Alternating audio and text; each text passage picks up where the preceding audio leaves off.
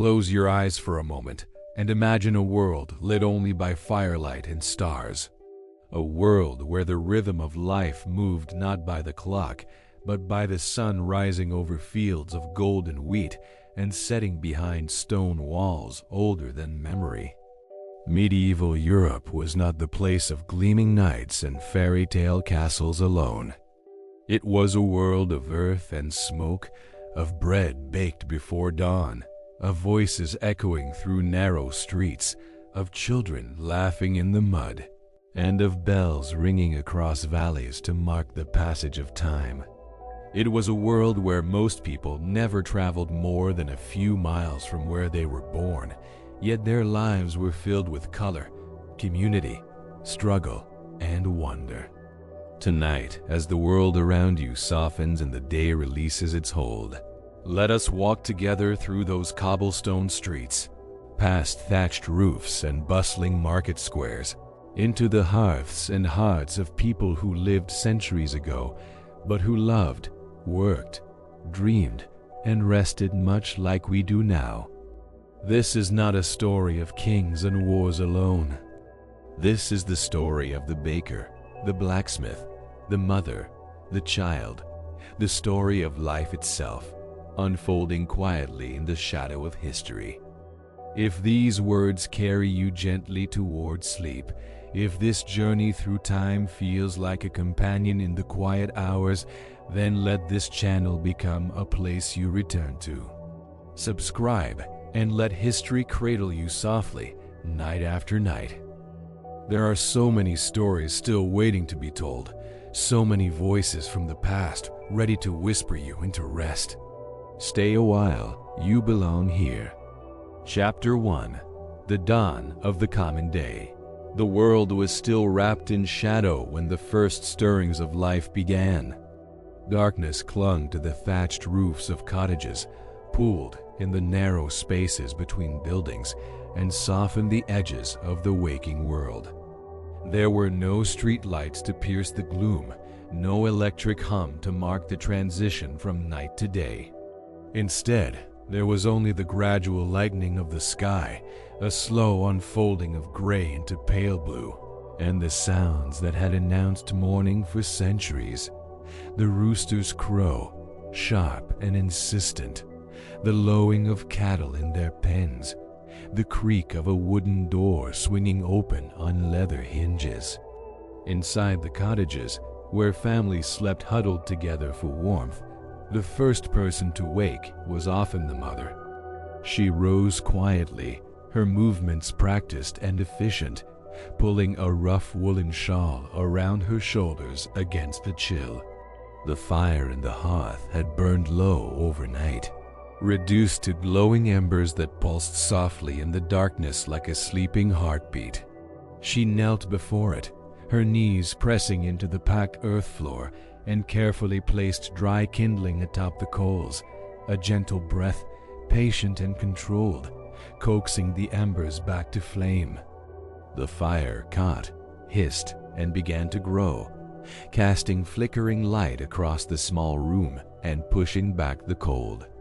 This was the rhythm that began every day in medieval Europe, repeated in countless homes across villages, towns, and countryside. It was a rhythm older than memory, passed down from mother to daughter, from father to son, as essential as breathing. The rekindling of the fire was not merely a practical task, it was the rekindling of life itself, the signal that another day had been granted, another opportunity to work, to eat, to survive. As the fire grew stronger, warmth began to seep into the room, and gradually, others stirred. Children shifted on their straw pallets, pulling thin blankets closer before reluctantly opening their eyes. The father sat up, running a hand through his hair, blinking away sleep. In some homes, particularly in the coldest regions or the poorest families, livestock shared the same space, a goat tethered in the corner, chickens roosting on a beam overhead. Their presence added warmth, their body heat mingling with the fire's glow to keep the worst of the winter at bay. The smell was pungent, earthy, a mixture of smoke and animals and unwashed bodies, but it was familiar. It was the smell of home. There was no time for lingering. The day's work stretched ahead like a long road, and every moment of daylight was precious. The father rose, reaching for his tunic, where it hung on a peg driven into the mud and wall. The fabric was coarse, woven from wool that still carried the lanolin of the sheep it came from, making it somewhat water-resistant but rough against the skin. He pulled it over his head, fastened a simple rope belt around his waist, and stepped into leather shoes worn thin at the soles, patched and repatched until they were more repair than original. The mother, meanwhile, moved to the corner where a large clay pot sat filled with water drawn from the well the evening before.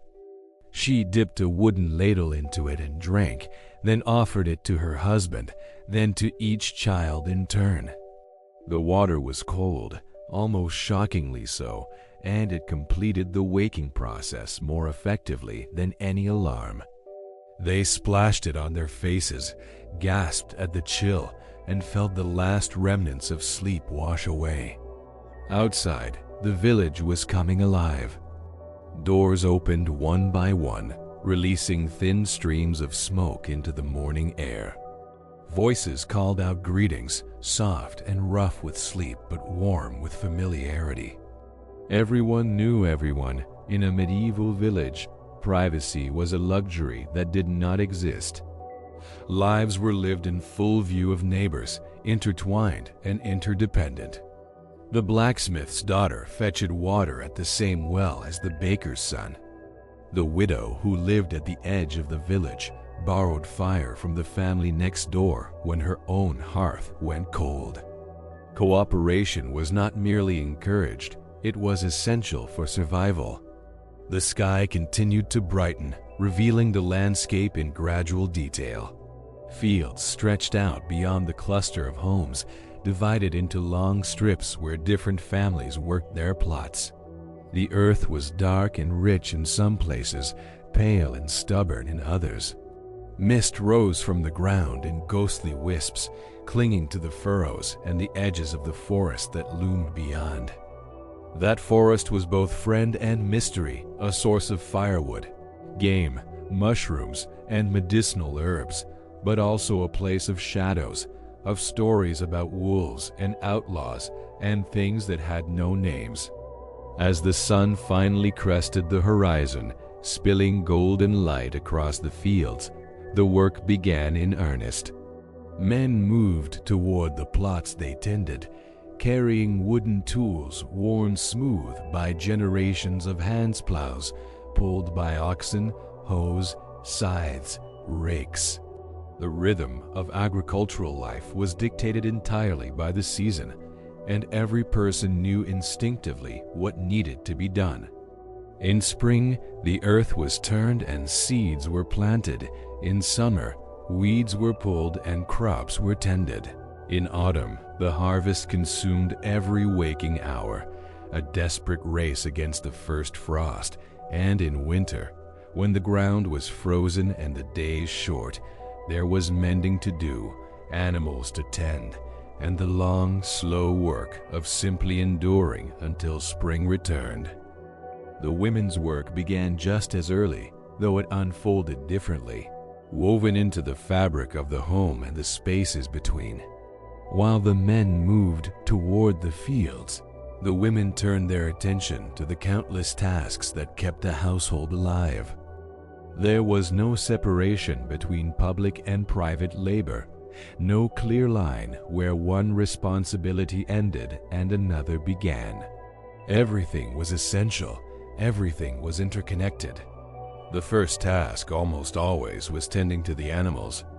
Even the poorest family usually kept a few chickens, scratching and pecking in the dirt outside the cottage. These birds were treasured, not as pets, but as vital resources. Their eggs provided protein when meat was scarce, and their occasional slaughter offered a feast on holy days or when illness demanded nourishment beyond the usual fare. The woman of the house scattered grain or kitchen scraps, watched as the hens flocked around her feet, and counted them with practiced eyes to ensure none had wandered off or fallen prey to foxes in the night. If the family was fortunate enough to own a cow or a goat, milking came next. The woman sat on a low stool, her forehead pressed gently against the animal's warm flank, and worked with steady hands until the wooden bucket filled with fresh milk. The sound was rhythmic, almost musical, a soft patter that blended with the morning chorus of birds and the distant voices of neighbors. This milk would be consumed quickly, some of it drunk fresh, some reserved for making cheese or butter, processes that required patience, skill, and careful attention to prevent spoilage.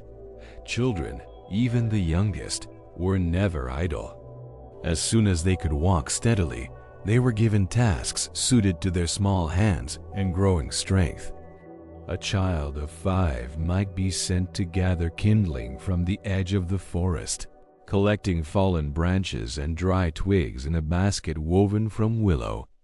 A child of 7 or 8 might be trusted to mind a younger sibling or to help card wool, pulling the tangled fibers straight with wooden paddles studded with metal teeth. A child of 10 was already learning the trade they would carry into adulthood, boys following their fathers into the fields or into workshops, girls standing beside their mothers at the hearth, learning to bake, to brew, to spin, to preserve. Childhood in medieval Europe was not a time of prolonged innocence or play, at least not as we understand it today. It was a time of apprenticeship, of watching and imitating, of absorbing the knowledge that would one day mean the difference between thriving and starving. And yet, there was still laughter. There were still games played in the brief moments between chores hide and seek among the haystacks, races through the village lanes, simple dolls fashioned from corn husks or scraps of cloth. The children of the Middle Ages knew how to find joy in the smallest things, because small things were often all there was. By mid-morning, the sun had climbed higher, burning away the last of the mist and warming the air. The village began to pulse with a different kind of energy. The blacksmith's hammer rang out in steady, ringing beats, shaping iron into horseshoes, nails, plow blades. Sparks flew from his anvil like tiny stars, and the heat from his forge rolled out in waves that could be felt from several paces away. He worked shirtless despite the early hour, his skin slick with sweat, his muscles hardened by years of repetitive labor. People came to him with broken tools, with requests, with gossip. His shop was a gathering place, a hub of information and exchange. The miller, too, was already deep into his work. The great stone wheel of his mill turned slowly, powered by the river that ran through the village, grinding grain into flour with a rumbling sound that could be heard across the fields. Farmers brought their harvested wheat and rye in sacks, slung over their shoulders or loaded onto carts, and waited their turn. The miller took his portion as payment, a portion that was regulated by the lord who owned the mill, but which was often a source of tension and quiet resentment. Still, the mill was necessary. Without it, there was no flour. Without flour, there was no bread. And without bread, there was no life. In the center of the village, near the well where paths crossed and people naturally congregated, the day's social life unfolded. Women gathered to draw water, lowering wooden buckets on frayed ropes and hauling them up hand over hand, the muscles in their arms long accustomed to the weight. They paused to talk, to share news, to offer advice or comfort. A new baby born in the night, a cow gone lame, a husband's cough that would not ease. These conversations were not trivial. They were the threads that held the community together, The way people looked after one another in a world where there were no social services, no safety nets beyond the help of neighbors and kin. The well was also where children played, splashing each other when the adults weren't looking, daring one another to lean too far over the stone edge and peer into the darkness below. The water was cold and clear, drawn from deep in the earth, and it tasted of stone and minerals. It was used for everything: cooking, washing, drinking, watering the small kitchen gardens where families grew onions, cabbages, leeks, and herbs. These kitchen gardens were the domain of women and children, small plots tucked behind cottages or squeezed into any available space. They were tended with care, weeded by hand, watered during dry spells with precious buckets carried from the well. The produce they yielded was crucial, adding flavor and nutrition to the otherwise monotonous diet of bread and pottage. A handful of fresh herbs could transform a simple stew. A few onions could be stored through the winter, their papery skins hanging in bunches from the rafters. As the morning deepened and the sun climbed toward its zenith, the pace of work did not slacken. If anything, it intensified. The medieval day was long, shaped entirely by the availability of light. In summer, when the sun rose early and set late, people worked from dawn until well past dusk, squeezing every possible hour from the day. In winter, when darkness came early, the work condensed into fewer hours but remained just as demanding. There were no weekends, no vacation days, no concept of leisure time as we know it.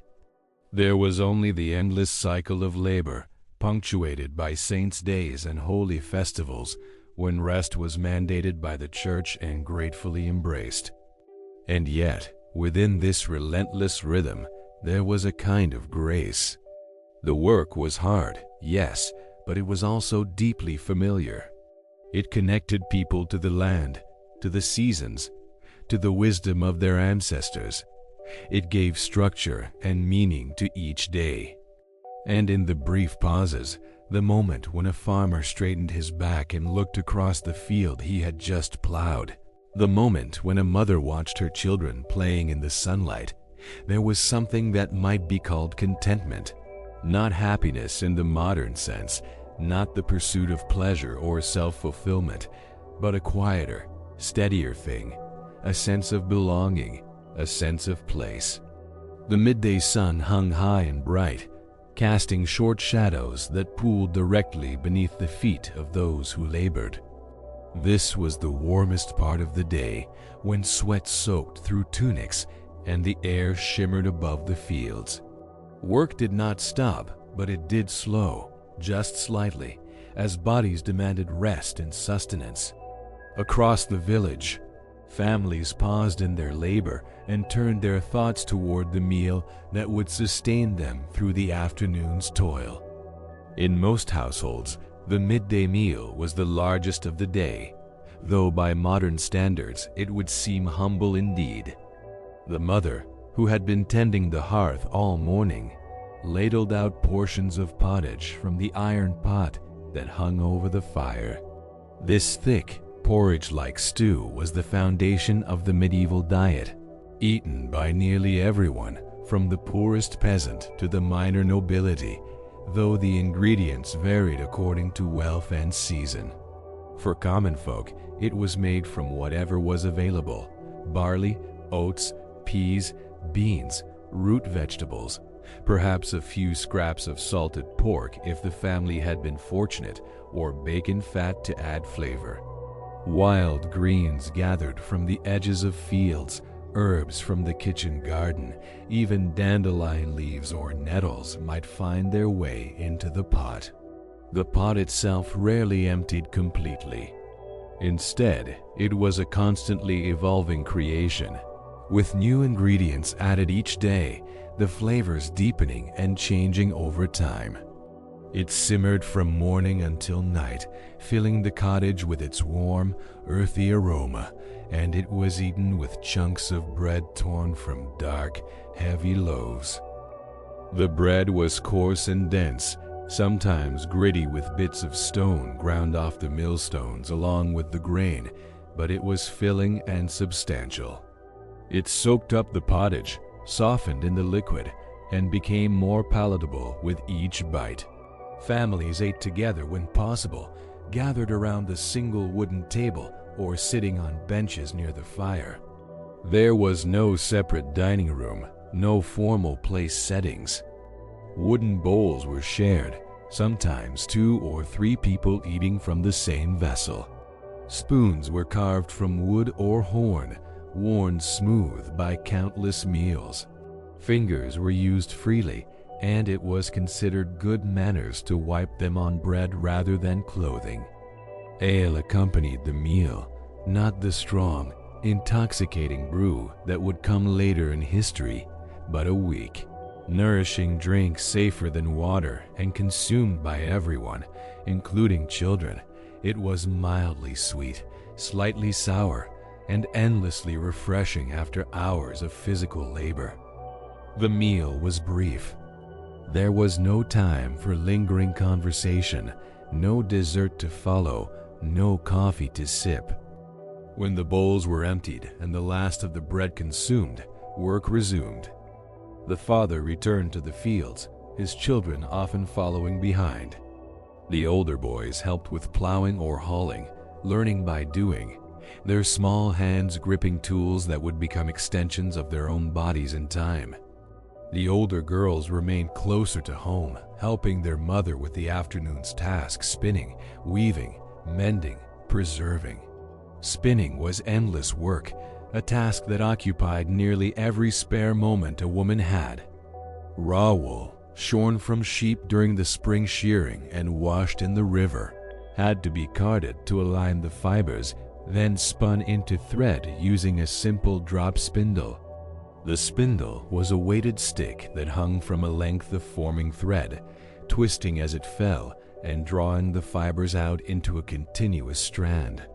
It required skill and constant attention, but it was work that could be done while walking, while watching children, while sitting by the fire at night.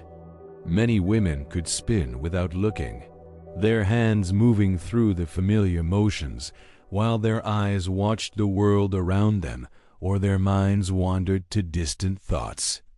The thread, once spun, would eventually be woven into cloth on a loom or traded to a weaver who had the equipment and expertise to do it properly.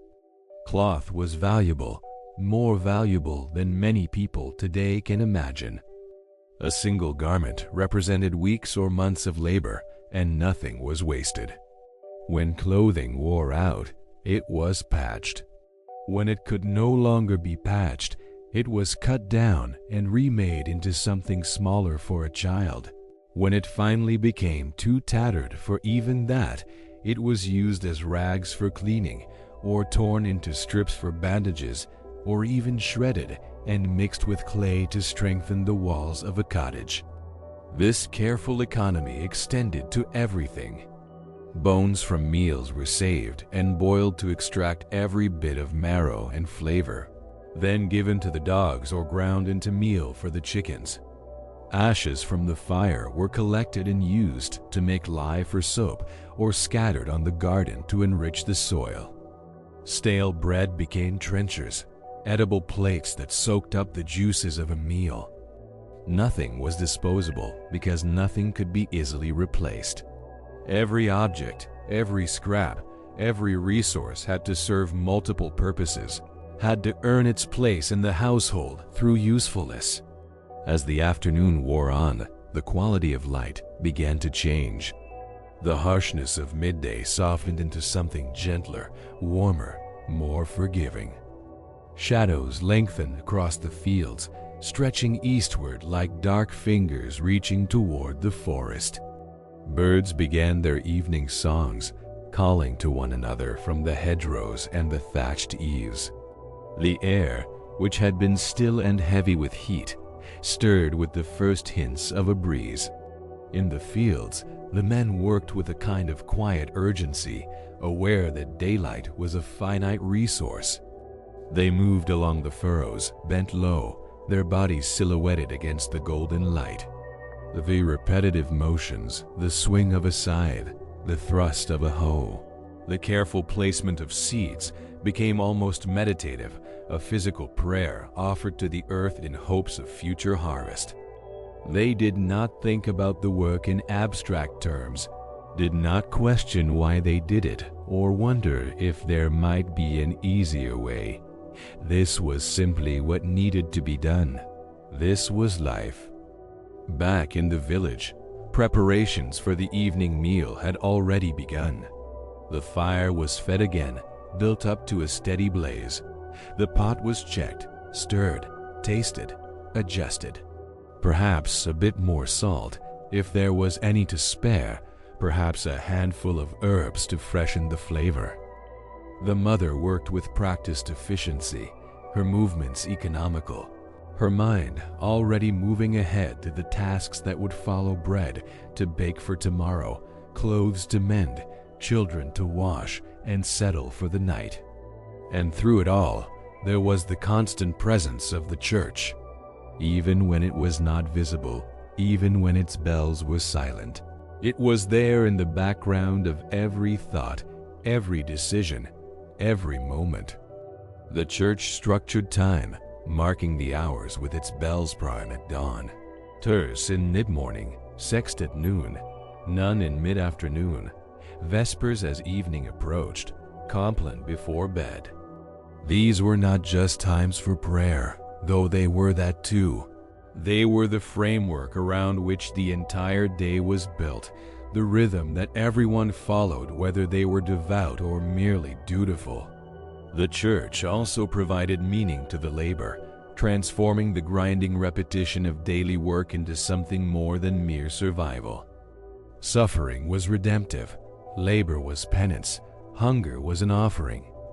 This belief did not make the work easier, did not fill empty bellies or warm cold bodies, but it did provide a context, a story in which even the poorest peasant had a role to play in the grand drama of salvation, and for many, that was enough. As the sun sank lower, painting the sky in shades of amber and rose, the village began its slow turn toward evening. The day's work was not yet finished, but the end was in sight. Bodies ached, stomachs growled, and thoughts turned toward rest. The dawn of the common day, which had begun in darkness and cold, was giving way to something gentler, something that promised, if not comfort, then at least respite. The first chapter has drawn to a close. Like the day itself settling into evening, we have walked through the dawn, felt the rhythm of labor, tasted the simple bread, and glimpsed the intricate web of survival that bound medieval families together. Chapter 2: Bread, Ale, and the Heart of the Home. There was a saying in medieval Europe, whispered from grandmother to granddaughter, passed along like an heirloom more valuable than silver: bread is life. It was not poetry, it was not metaphor, it was simple, inescapable truth. Bread was the foundation upon which everything else rested, the difference between survival and starvation, the measure by which a family's fortunes were judged. A household with bread was a household with hope. A household without it was already slipping toward disaster.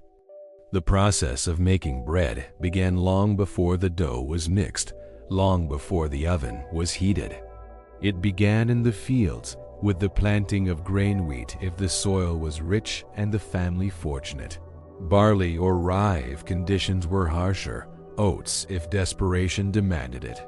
The grain had to be grown, harvested, threshed to separate the kernels from the chaff, then taken to the mill to be ground into flour.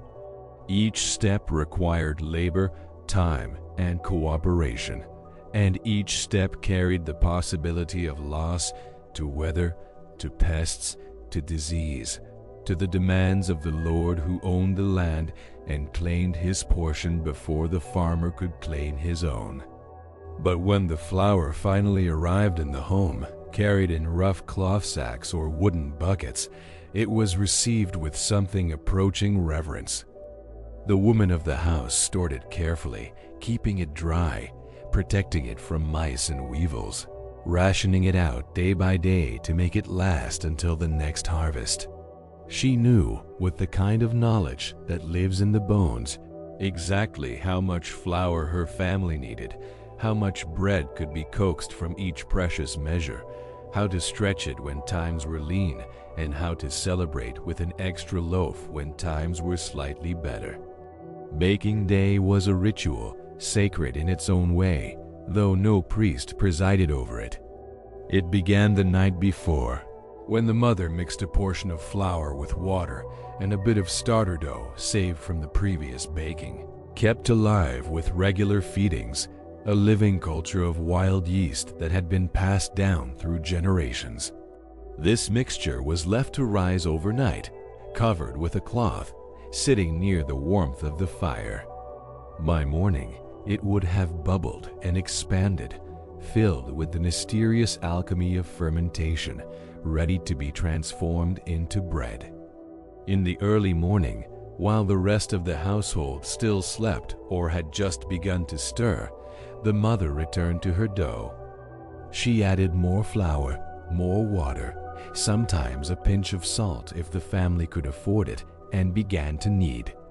This was work that required strength and rhythm, the heels of her hands pressing into the dough, folding it over, pressing again, folding again, until the mixture transformed from a shaggy, sticky mass into something smooth and elastic.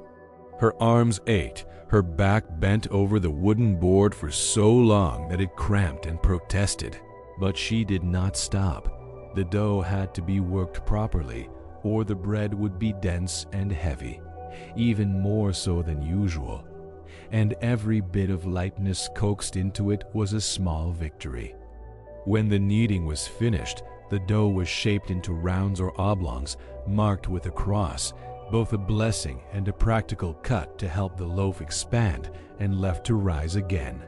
Meanwhile, the oven had to be prepared.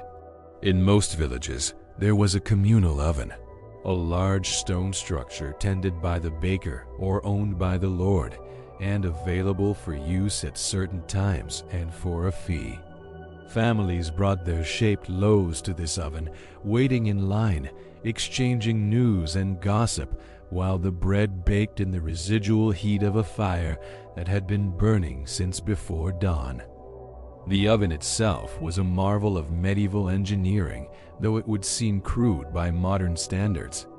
It was essentially a large stone dome with a single opening, built thick-walled to retain heat. A fire was built inside it, fed with wood until the stones glowed hot and the interior was almost unbearably scorching.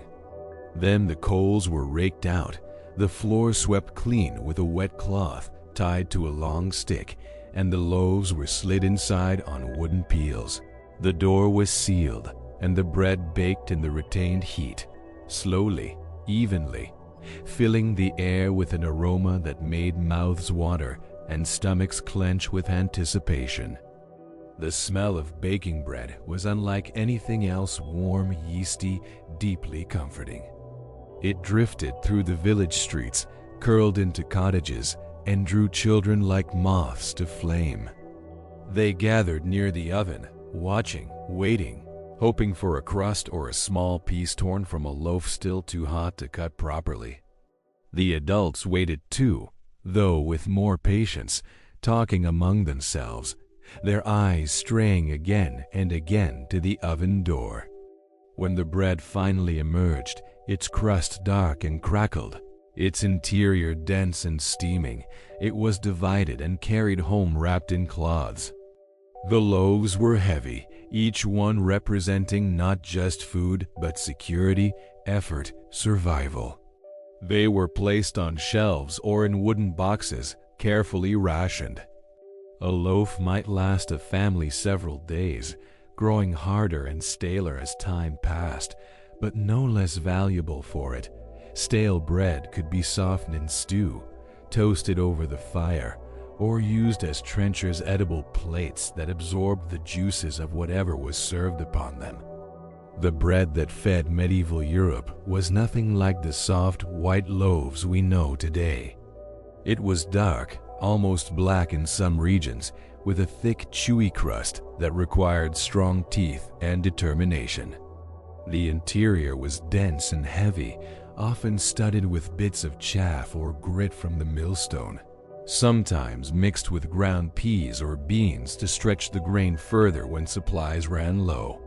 It could be sour or slightly bitter, especially if made from rye, which carried its own sharp, earthy flavor, but to the people who ate it, it was delicious. It was sustenance. It was everything. Different grains produced different breads, and the type of bread a family ate was often a marker of their social standing. Wheat made the finest bread, pale and relatively light, but it was expensive and reserved mostly for the tables of the wealthy lords, merchants, successful craftsmen. The common people ate bread made from barley, rye, or a mixture called maslin, which combined whatever grains were available. In times of famine, even these became luxuries, and bread might be made from acorns, chestnuts, or even ground bark mixed with whatever flour could be scraped together. But bread, essential as it was, did not stand alone. It was always accompanied by something to drink, and in medieval Europe, that something was almost always ale. Water, drawn from wells and rivers, was often unsafe, contaminated by waste and disease. People understood this, even without the scientific knowledge to explain why. They knew that water could make them sick, especially in towns and cities where too many people lived too close together. Ale, on the other hand, was boiled during its creation, which killed the harmful organisms, and the alcohol it contained, though usually quite mild, provided additional protection. It was safer, more nourishing, and infinitely more pleasant to drink. Brewing ale was women's work, as essential to household management as baking bread. Nearly every household brewed its own, and many women supplemented their family's income by selling excess ale to neighbors or from the front rooms of their cottages, which served as informal alehouses. These women were called alewives, and they were a common sight in every village and town, marked by the ale stake, a pole or branch thrust out from the house to signal that fresh ale was available. The brewing process began with malted grain, usually barley that had been soaked in water, allowed to sprout, then dried in a kiln. This malting process converted the starches in the grain to sugars, which would later feed the yeast. The malted barley was ground coarsely and mixed with hot water in a large wooden or ceramic vessel, creating a thick, sweet liquid called wort. This was strained, often through straw or cloth, and then boiled. In later centuries, hops would be added during the boiling to preserve the ale and add bitterness. But in much of the medieval period, especially the early centuries, ale was flavored and preserved with a mixture of herbs and spices called groot, a blend that might include yarrow, bog myrtle, heather, or wild rosemary, depending on region and availability. After boiling, the wort was cooled and transferred to barrels or large pottery jars, where yeast was added or where wild yeast from the air simply settled in and began its work.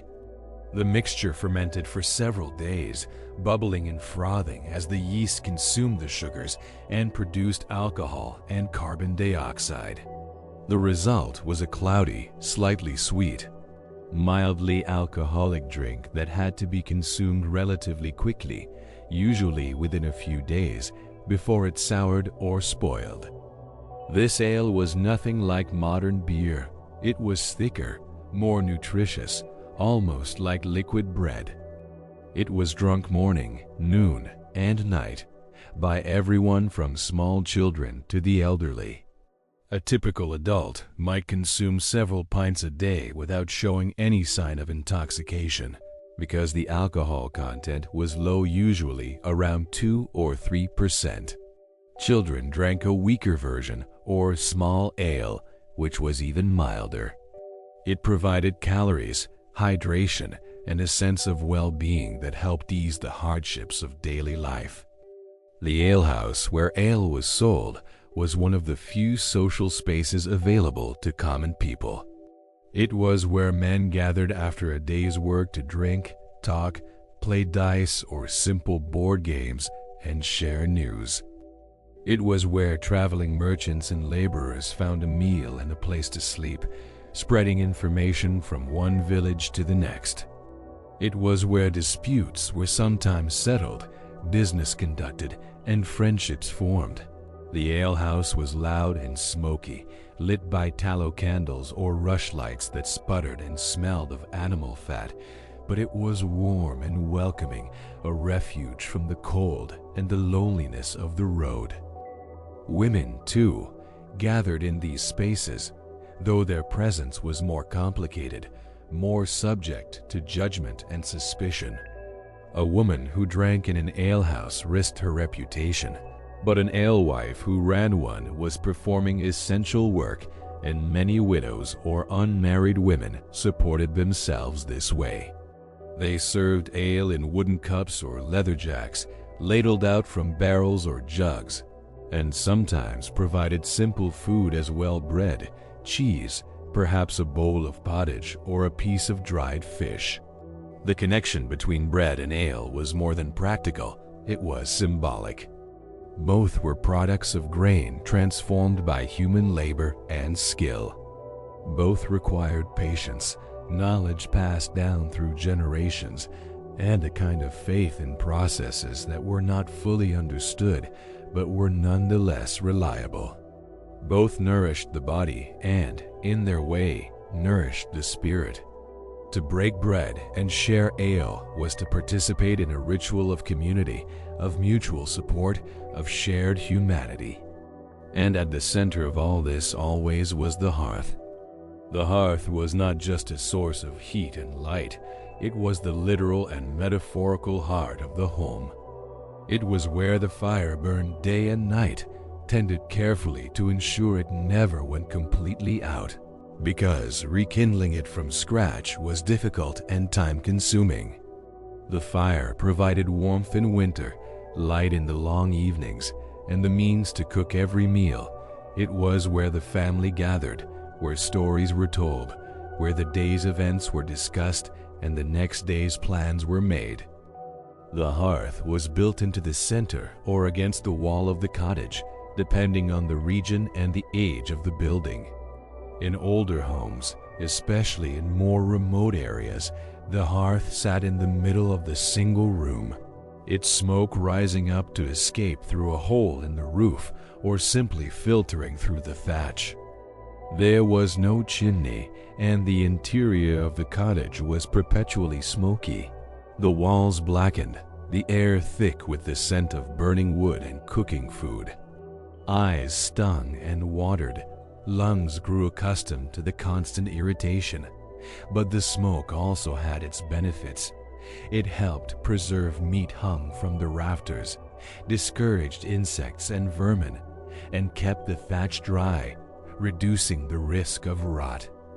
In later centuries and in wealthier homes, chimneys became more common, drawing the smoke up and out, improving air quality and reducing the risk of fire. But for most people, for most of the medieval period, smoke was simply part of life, as constant as breathing, as familiar as the faces of family members gathered around the flames. The hearth was where the mother worked, where she cooked and managed the household's most precious resources: fire, food, warmth. It was her domain, and she knew it intimately. She knew exactly where to place the pot so it would simmer gently without boiling over. She knew how to build up the fire for baking or bank it low for slow cooking. She knew which wood burned hot and fast, which burned long and steady, which produced too much smoke or gave off a pleasant aroma. Oak was prized for its long burn. Ash lit easily and burned clean. Pine was avoided when possible because its resin produced heavy smoke and dangerous sparks. The iron pot that hung over the fire was often one of a household's most valuable possessions, passed down through generations, repaired when cracked, treasured because it could not be easily replaced. It hung from a chain or a hook, adjustable so the pot could be raised or lowered to control the cooking temperature. Inside it, the eternal pottage simmered, never quite emptying, always being added to, a continuously evolving meal that sustained the family day after day. Around this hearth, the family gathered in the evening when the day's work was finally done and the darkness outside pressed close. This was the time for togetherness, for rest, for the small rituals that bound people together.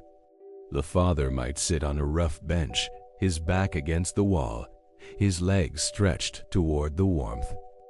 The mother continued her work spinning, mending, preparing for the next day, but at a slower pace, her movements relaxed.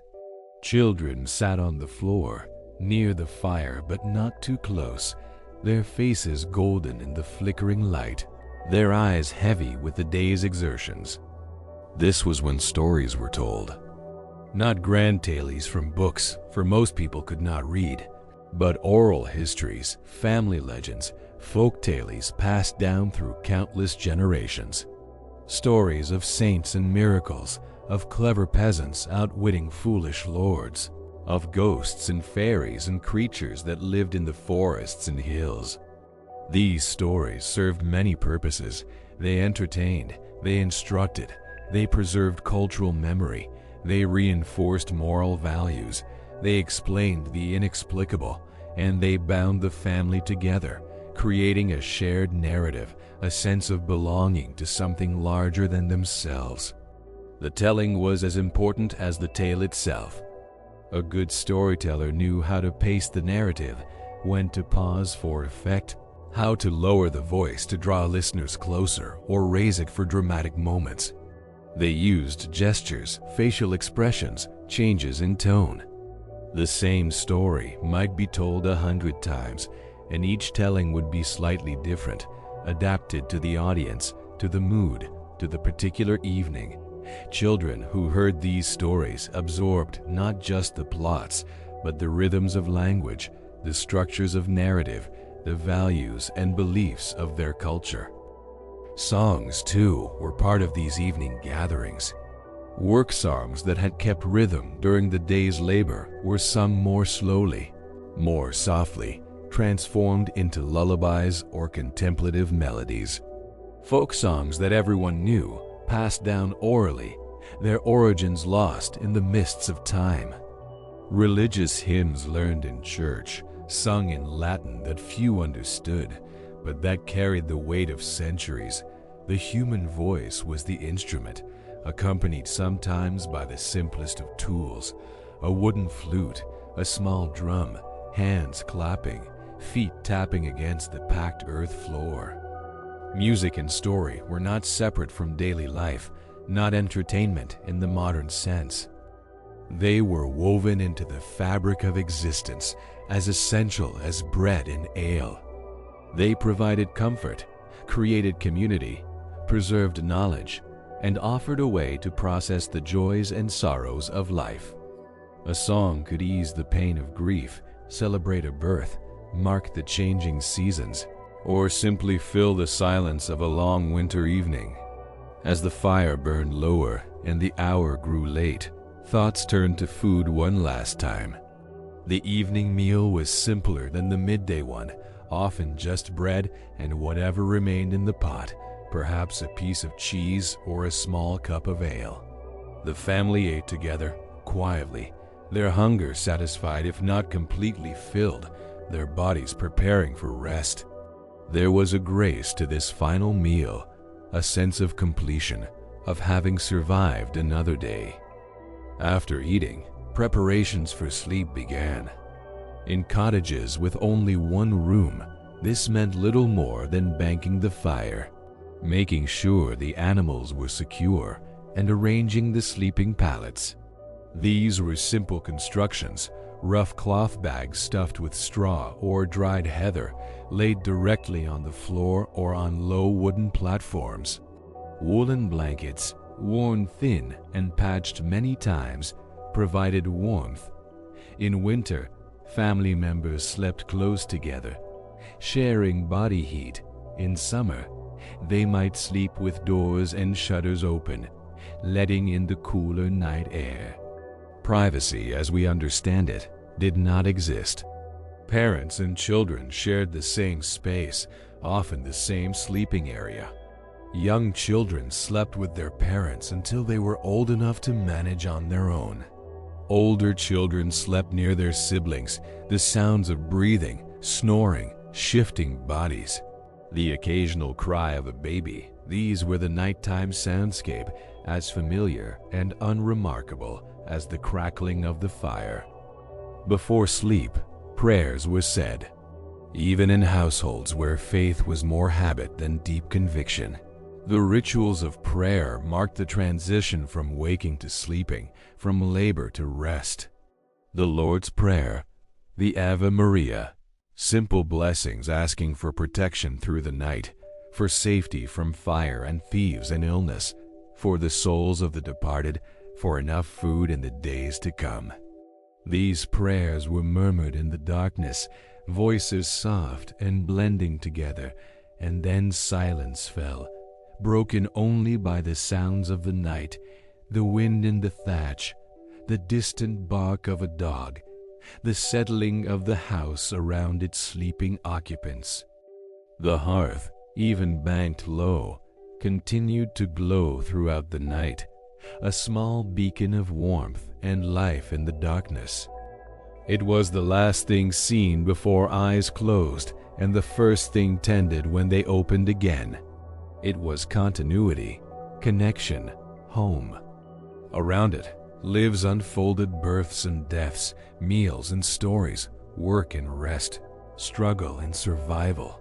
The hearth was where bread was baked and ale was drunk, where children were raised and elders were honored, where the endless cycle of days turned like a wheel, reliable and eternal.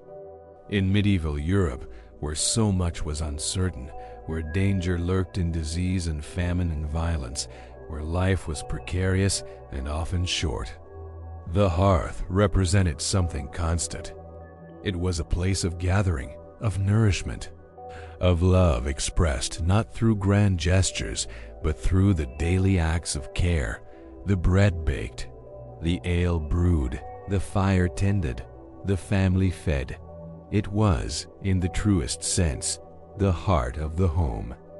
We have gathered around the hearth, broken bread, shared ale, and felt the warmth of family in a world that offered few comforts. The rituals of food and fire have shown us how survival and community were inseparable, how the simplest acts carried the weight of love and continuity. Chapter 3: The Village, the Church, and the Cycle of Seasons. No one in medieval Europe lived truly alone. Even the hermit in his forest cell, even the shepherd tending flocks on distant hills, existed within a web of connections that stretched across the landscape like invisible threads. The village was the center of that web, the place where individual lives intertwined and became something larger than themselves. It was not just a collection of cottages and fields. It was a living organism, breathing with the rhythm of seasons, pulsing with the heartbeat of shared labor and shared faith. To understand medieval life is to understand that the individual, as we conceive of it today, barely existed. Identity was not personal but communal. A person was defined by their place within the village, son of the blacksmith, daughter of the miller, widow of the farmer who died in the harvest 3 years past. They were known by their relationships, their family ties, Their role in the intricate machinery of village survival, to be cast out from the village, to be made an outcast, was a fate worse than death, because it meant losing not just home but identity itself. The village was organized not by planning or design, but by centuries of gradual evolution. Cottages clustered together along dirt paths that twisted and turned without logic, following the contours of the land, avoiding wet ground, connecting the most important places: the well, the church, the manor house, the mill.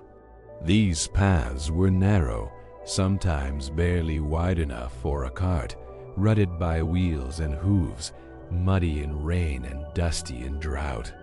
In winter, they became rivers of frozen muck. In summer, they baked hard as stone. The cottages themselves were small and simple, built from whatever materials the land provided. In forested regions, timber frames filled with wattle and daub-woven sticks plastered over with a mixture of mud, clay, straw, and sometimes animal dung. In areas where stone was plentiful, walls might be built from rough-cut rocks mortared together. Roofs were thatched with straw or reeds, thick enough to shed rain but requiring constant maintenance. Vulnerable to fire and decay, a well-maintained cottage might last a generation or two. A neglected one could collapse in a matter of years. Space within the village was precious and carefully allotted. Each family had their cottage, their small yard or garden, and their strips of land in the great open fields that surrounded the village. These fields were divided into hundreds of narrow plots, each family working several strips scattered throughout. A system designed to ensure fairness. Everyone had some good land and some poor, some close to the village and some distant. It was inefficient by modern standards, requiring farmers to walk between their scattered holdings, but it was deeply communal, requiring cooperation in plowing, planting, and harvesting. The fields themselves rotated through a cycle that everyone knew by heart. In the most common system, one field would be planted with winter wheat or rye, another with spring crops like barley, oats, or legumes, and a third left fallow to recover its fertility. Each year, the crops rotated, so no field was exhausted by repeated plantings. Animals grazed on the fallow field and on the stubble after harvest, their manure enriching the soil.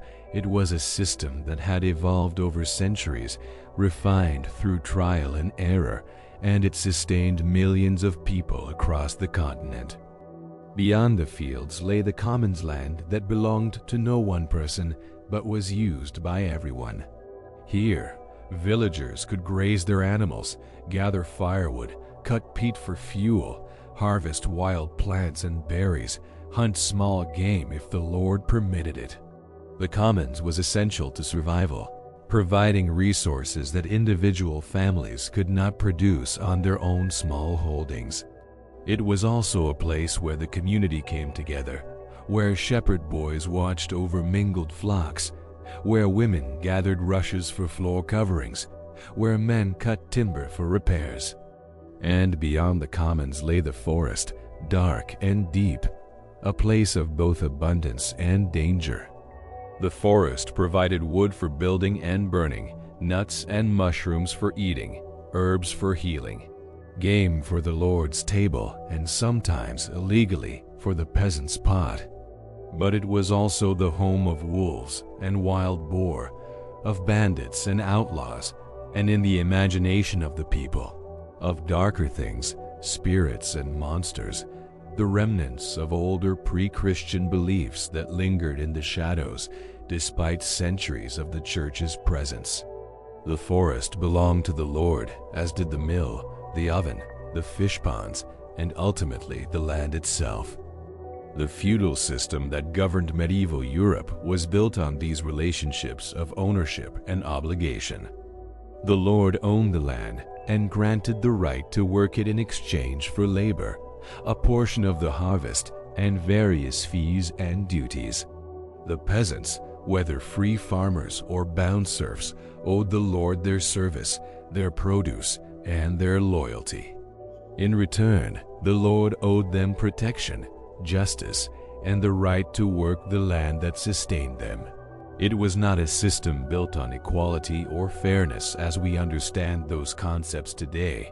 It was hierarchical, rigid, often brutal, but it was also deeply stable, providing structure and predictability in a world where both were desperately needed.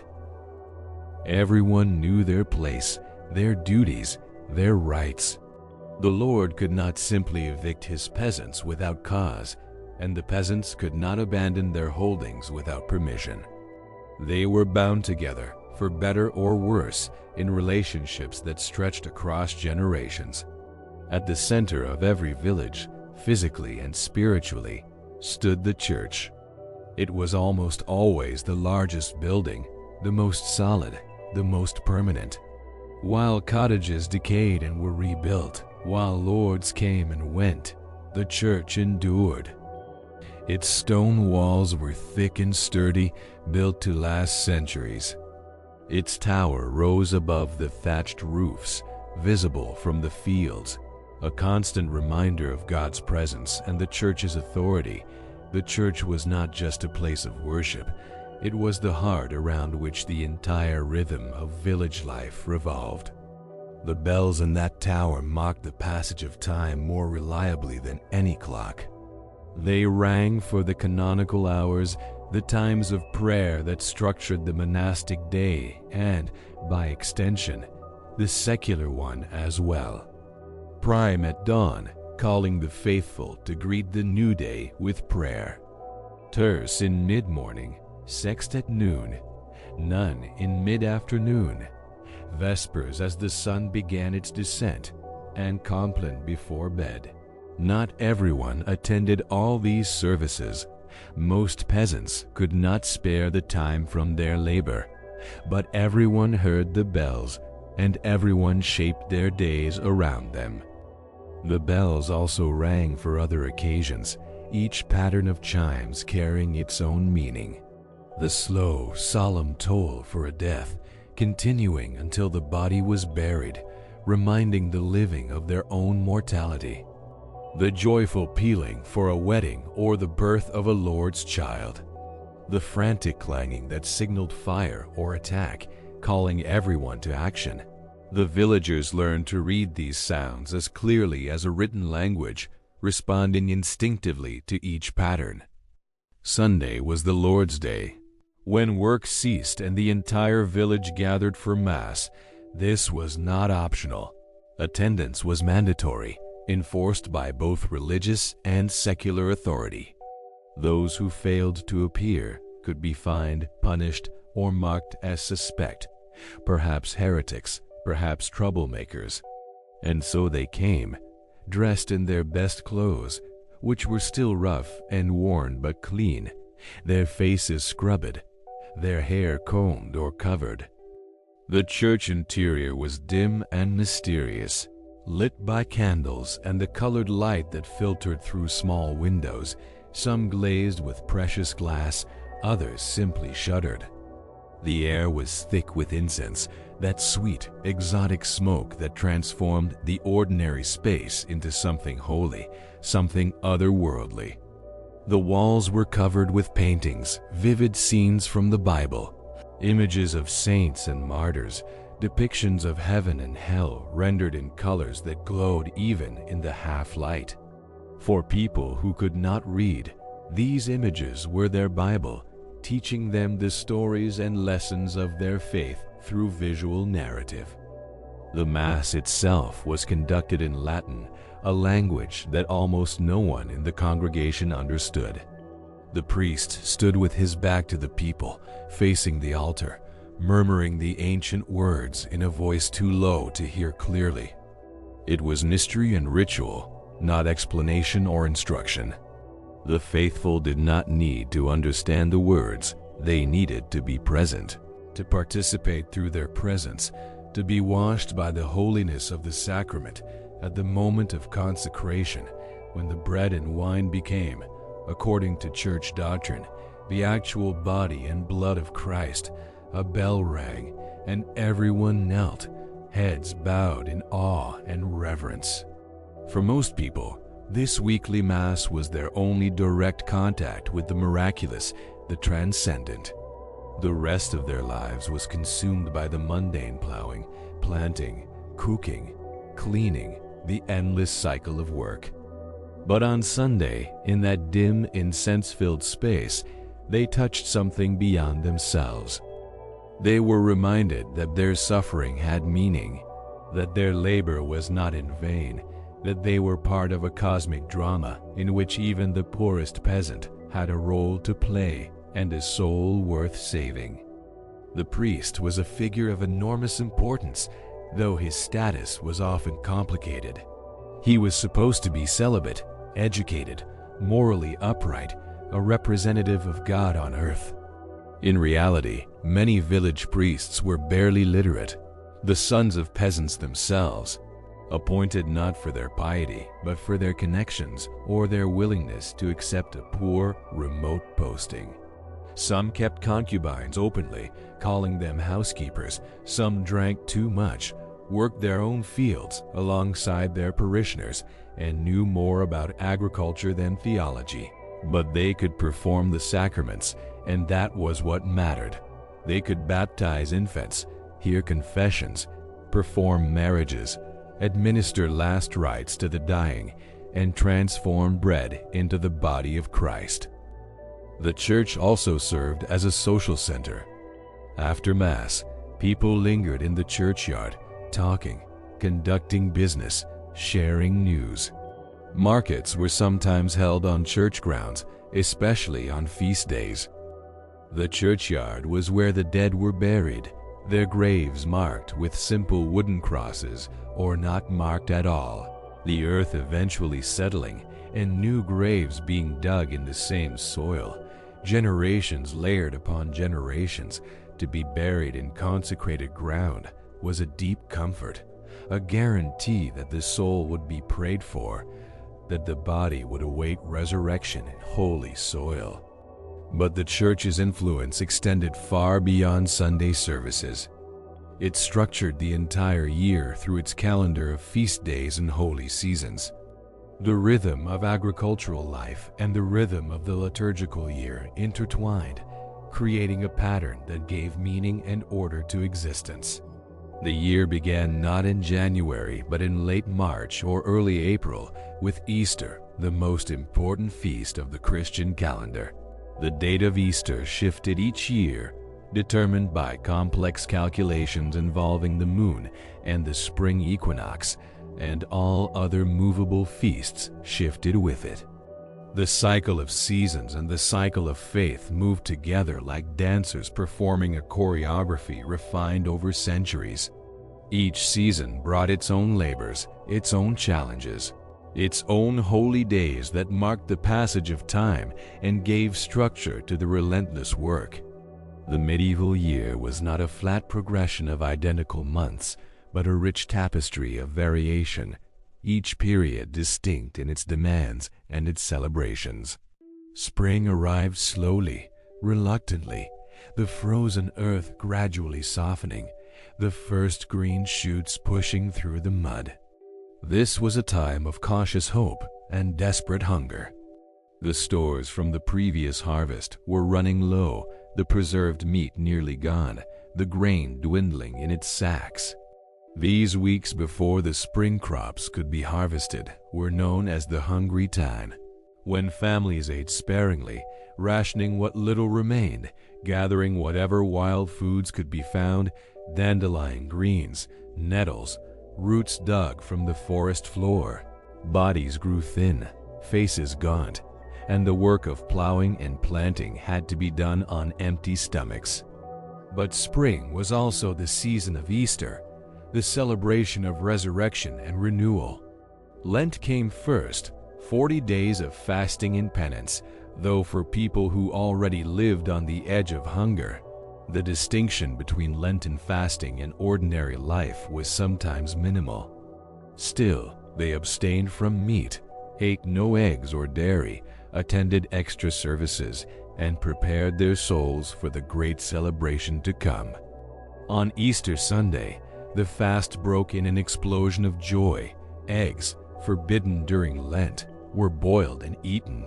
Their shells dyed with plant pigments, symbols of new life. If a family was fortunate, there might be a bit of meat, a taste of something special, a break from the monotony of pottage and bread. Easter also marked the beginning of the agricultural year in earnest. Fields that had been plowed in late winter were now ready for planting. Oats and barley went into the ground, along with peas and beans. This was communal work, requiring cooperation among neighbors. Plowing was done with teams of oxen, expensive animals that few families could afford individually, so they were shared, pooled together, several families combining their resources. The plow moved slowly down the long strips, turning the heavy soil, and behind it came the sowers, scattering seed with practiced gestures, a rhythm ancient as agriculture itself. As spring deepened into early summer, the world transformed. The fields greened, leaves returned to the trees, wildflowers bloomed along the hedgerows and in the meadows. Birds nested and sang, lambs and calves were born, and the anxiety of the hungry time eased as the first crops became ready for harvest. Green vegetables from the kitchen gardens, early lettuce and onions, brought fresh flavors to the table. The days lengthened, the sun warmed the earth, and life seemed, for a brief moment, abundant. Summer was the season of growth and maintenance. The crops needed constant attention, weeding, watering in dry spells, protecting from birds and animals. Hay was cut in the meadows, back-breaking work under the hot sun. Men swinging scythes in steady rhythm while women and children followed behind, raking the cut grass into rows to dry. The hay was essential for feeding livestock through the winter, and every family needed to gather as much as possible. It was stacked in ricks near the cottages or stored in lofts, its sweet, dusty smell filling the air. June brought the feast of Corpus Christi, a grand celebration of the Eucharist. With processions through the village, the consecrated host carried aloft under a canopy, everyone following in their best clothes, singing hymns. July brought the feast of St. John the Baptist, celebrated with bonfires lit on hilltops. Ancient customs predating Christianity but absorbed into it, the fires blessing the crops and driving away evil spirits. People danced around these fires, leaped over them for luck, carried burning brands through the fields to ensure a good harvest. And then came August and the beginning of the harvest, the most critical time of the entire year. Everything depended on these few weeks. If the harvest was good, the village would survive the coming winter. If it failed, due to drought or flood or disease or pests, people would starve. The pressure was immense, and every able body was required. Children as young as 5 or 6 worked in the fields, gathering grain, chasing birds, carrying water to the laborers. Women worked alongside men, binding the cut stalks into sheaves, loading them onto carts. The day began at first light and continued until darkness made further work impossible. The wheat and rye were cut with sickles, each stalk seized in one hand and severed with a swift stroke, then laid carefully in rows. Behind the cutters came the binders, gathering the stalks into sheaves and tying them with twisted straw. The sheaves were stacked into stooks, leaning against each other to allow air to circulate and the grain to dry. Later, they would be carried to the barn for threshing, where the grain would be beaten from the stalks with wooden flails, a rhythmic pounding that echoed through the village for days. The harvest was exhausting, but it was also a time of strange joy. Everyone worked together. old rivalries forgotten in the face of common need. There was singing in the fields, bawdy songs, and work chants that kept the rhythm and lightened the labor. At midday, the lord's wife or the wealthier farmers' wives brought food and ale to the workers, better food than usual. Bread made from wheat, perhaps cheese or even meat, strong ale to quench the thirst and dull the ache of muscles. These harvest meals were anticipated, savored, remembered through the lean months that would follow. When the last sheaf was cut and carried in, when the field stood bare and stubbled under the late summer sun, the village erupted in celebration. The harvest home was a festival that marked not just the completion of work, but survival itself, the guarantee of another year of life. A final sheaf was woven into a corn dolly, an elaborate figure made from the best stalks, decorated with ribbons if any could be found, and carried in procession through the village.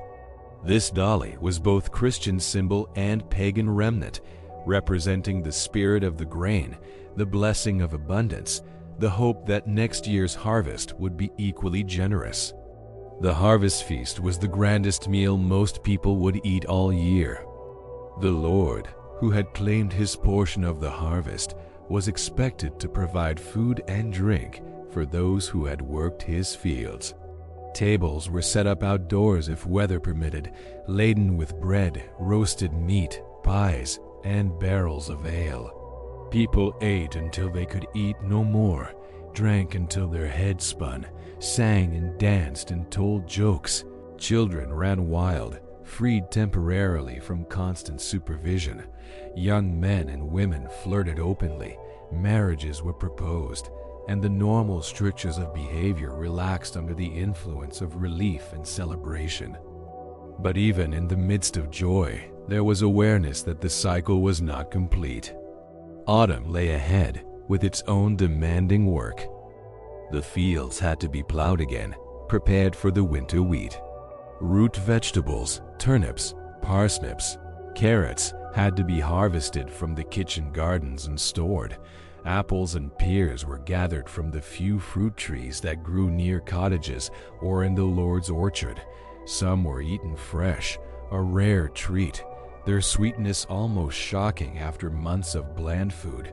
Others were dried or preserved, packed in straw, saved for winter. Animals, too, required attention. Through the summer, pigs had roamed semi-wild in the forest, fattening on acorns and beechnuts, growing sleek and heavy. Now they were driven back to the village, and decisions had to be made about which would be kept through the winter and which would be slaughtered. There was never enough fodder to feed all the livestock through the cold months, so only the breeding stock and the most valuable animals were spared. The rest were killed in late autumn, usually around the feast of St. Martin in November, a time of both plenty and sadness. The slaughter was a community event, practical and ritual combined. Men skilled with knives did the actual killing, swift and efficient, while others prepared to process the meat. Nothing was wasted. Blood was caught in bowls and made into blood sausage, mixed with grain and spices, stuffed into cleaned intestines. Organs were eaten fresh or preserved. Fat was rendered into lard for cooking and soap making. The meat itself was salted heavily or smoked, hung from the rafters to cure, becoming the preserved pork that would sustain the family through winter. The smell of smoke and salt and blood hung heavy in the air, and for a few days the village ate well, enjoying fresh meat before the long months of deprivation began. September brought Michaelmas, the feast of Saint Michael the Archangel, when rents and debts were due, when contracts were renewed or terminated, when servants changed positions if they were going to. It was one of the 4 quarter days that structured the economic year, a time of reckoning and accounting. October was dominated by preparation, by securing everything against the coming cold. Firewood was stacked high, tools were repaired and stored. The gaps in walls and roofs were patched with fresh mud and straw. Every family did what they could to ensure they would survive until spring. November was dark and somber, the month when the year began its dying. The Feast of All Saints on the first day honored all the holy dead, those who had achieved heaven. The next day, All Souls, was dedicated to praying for those still suffering in purgatory, awaiting purification before they could enter paradise. These were days when the barrier between the living and the dead seemed thin, when people felt the presence of those they had lost, when prayers were offered with particular intensity and hope. Winter descended like a slow curtain, the days growing shorter, the nights longer and colder. Work contracted into the narrow hours of daylight. Men mended tools, twisted rope from hemp or straw, carved wooden implements, repaired harnesses and baskets. Women spun endlessly, the spindle never still, transforming fleece into thread that would become cloth, that would become clothing. Children did small tasks, helped tend the animals, and played games that kept them occupied in the confined space of the cottage. December brought the darkest days of the year, but also the promise of light returning. The winter solstice, though never acknowledged officially by the Church, was deeply felt, a turning point when the sun began its slow journey back toward warmth. And then came Christmas, the celebration of Christ's birth, 12 days of feasting and rest that broke the monotony of winter. Work ceased as much as possible. The Yule log was brought in, a massive piece of wood that would burn throughout the holy season. Special foods were prepared, if possible, a bit of preserved meat, bread made from wheat rather than barley, ale brewed specially for the occasion. Christmas was a time of reversal and misrule, when normal hierarchies temporarily dissolved. The Lord might serve his servants a meal, playing at humility. Men dressed as women, women as men. A boy might be chosen as the boy bishop, given mock authority for a day. These inversions were carefully controlled, permitted only within the safe space of the holy season, but they provided release, laughter, a sense that the world's injustices were acknowledged even if they could not be changed. The church was at its most beautiful during Christmas, decorated with evergreen boughs, holly, and ivy, symbols of eternal life. Candles burned everywhere, driving back the darkness. The Mass on Christmas night was attended by everyone, a celebration of hope in the midst of winter's coldest, darkest time. The story of the Nativity was told and retold, enacted in simple plays performed by villagers, the words in Latin but the emotions universal, a mother giving birth, a family seeking shelter, a child who would change the world. Chapter 4. Sickness, Superstition, and the Fragility of Life. There was a prayer that every mother in medieval Europe knew by heart, whispered over cradles in the deep hours of night, murmured while nursing infants whose small bodies felt impossibly fragile.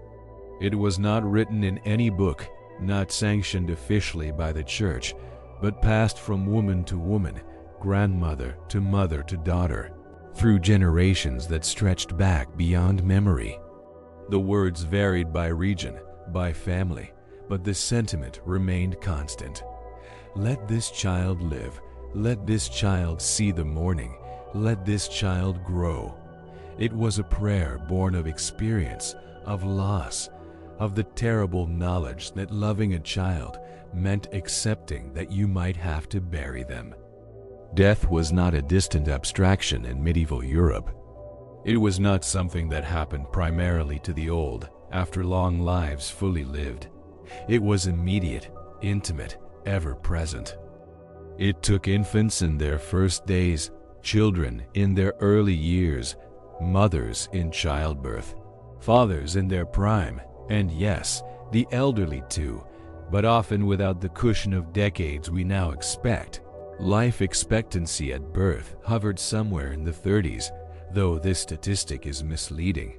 It was dragged down by catastrophic infant and child mortality. If you survived to adulthood, you might live into your 50s or 60s. But that "if" was enormous, a chasm that swallowed roughly half of all children before they reached their 10th year. The reasons were many and merciless. Disease, accident, malnutrition, complications of childbirth, infections from simple wounds.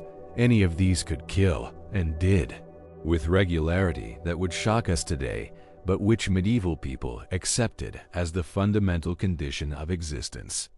They did not accept it passively or without grief. Every death was mourned, every child lost was remembered. But they understood, in a way we have largely forgotten, that life was not guaranteed, that each day survived was a small victory, that loving meant accepting the possibility of unbearable loss. Childbirth was perhaps the most dangerous journey a woman would undertake in her lifetime, and she would undertake it repeatedly if she survived the first time.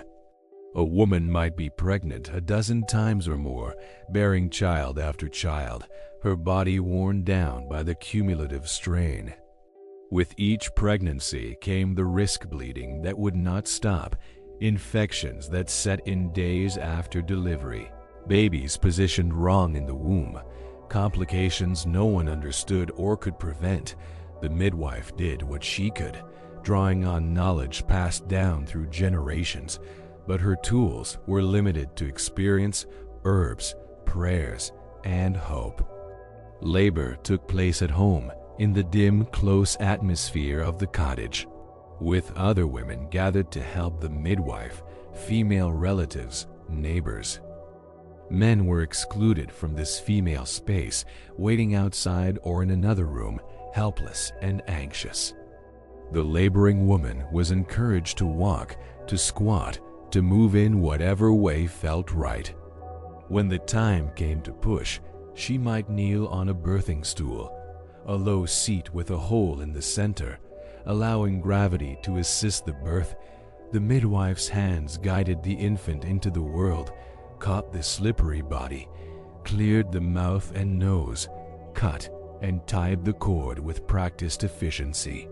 If all went well, the baby cried, pink and vigorous, and was wrapped in soft cloth and placed in the mother's arms. The afterbirth was delivered, the bleeding was manageable, and the mother, exhausted but alive, could rest. The other women cleaned up, prepared a nourishing meal, perhaps a strengthening broth made with ale and eggs, and celebrated the safe delivery. Within days, the infant would be carried to the church for baptism, an urgent matter because an unbaptized baby who died could not enter heaven. The entire village turned out for baptisms, welcoming the new soul into the community and into the faith. But often, things did not go well. The baby might be born blue and still, never drawing breath, and there was nothing anyone could do. Or the birth might be prolonged, lasting days, the mother's strength failing, the child stuck or malformed. Sometimes both mother and child died. Sometimes the mother survived, but the child did not. Or the child lived, but the mother bled out in the hours after delivery, slipping away despite every effort to save her. These deaths were so common that widowers with young children were a familiar sight, and motherless infants were often nursed by other women in the village, wet nurses who had milk to spare or who took on the task out of compassion or necessity. The grief of these losses was real and deep, but it was also something people learned to carry. There was no time for extended mourning. Life demanded continuation. A widower with children needed a new wife, someone to care for the household, and remarriage often happened quickly. A woman who lost an infant might be pregnant again within months, Her body barely recovered, hope and fear intertwined. The dead were buried, prayed for, remembered, but the living had to keep moving forward, because stopping meant starvation, meant the collapse of the fragile structures that kept families alive. Children who survived birth faced a gauntlet of dangers in their early years. Infant mortality was highest in the first weeks and months, when tiny bodies were most vulnerable to infection, when a slight fever could escalate into crisis, when digestive troubles could lead to fatal dehydration. Mothers watched their babies with constant vigilance, noting every change in breathing, every unusual cry, every variation in the normal patterns of eating and sleeping. They knew the signs of trouble, had seen them before in other children, in their own previous babies who had not survived. Common illnesses that we now treat easily were deadly threats. A chest cold could become pneumonia. Diarrhea could kill through dehydration within days. Measles, whooping cough, scarlet fever, these swept through villages periodically, taking the youngest and weakest first. Parents could only watch, pray, and try the remedies that had sometimes worked before. They kept the child warm, offered sips of water or weak ale, applied poultices to the chest, burned herbs to purify the air, called the priest to pray over the sickbed. Sometimes the child recovered, often they did not. The causes of disease were not understood in the way we understand them now. The germ theory of illness lay centuries in the future. Instead, sickness was attributed to an imbalance of the four humors: blood, phlegm, yellow bile, black bile, or to miasmas, bad air rising from swamps and refuse. It was seen as punishment for sin, a test from God, the influence of the stars, or the work of malevolent forces, witches, demons, curses. This confusion of explanations meant that treatments were equally varied, a mixture of practical medicine, religious ritual, and magical thinking. Healers in medieval villages were usually women, though their knowledge varied greatly. Some were skilled and experienced, repositories of herbal lore passed down through generations.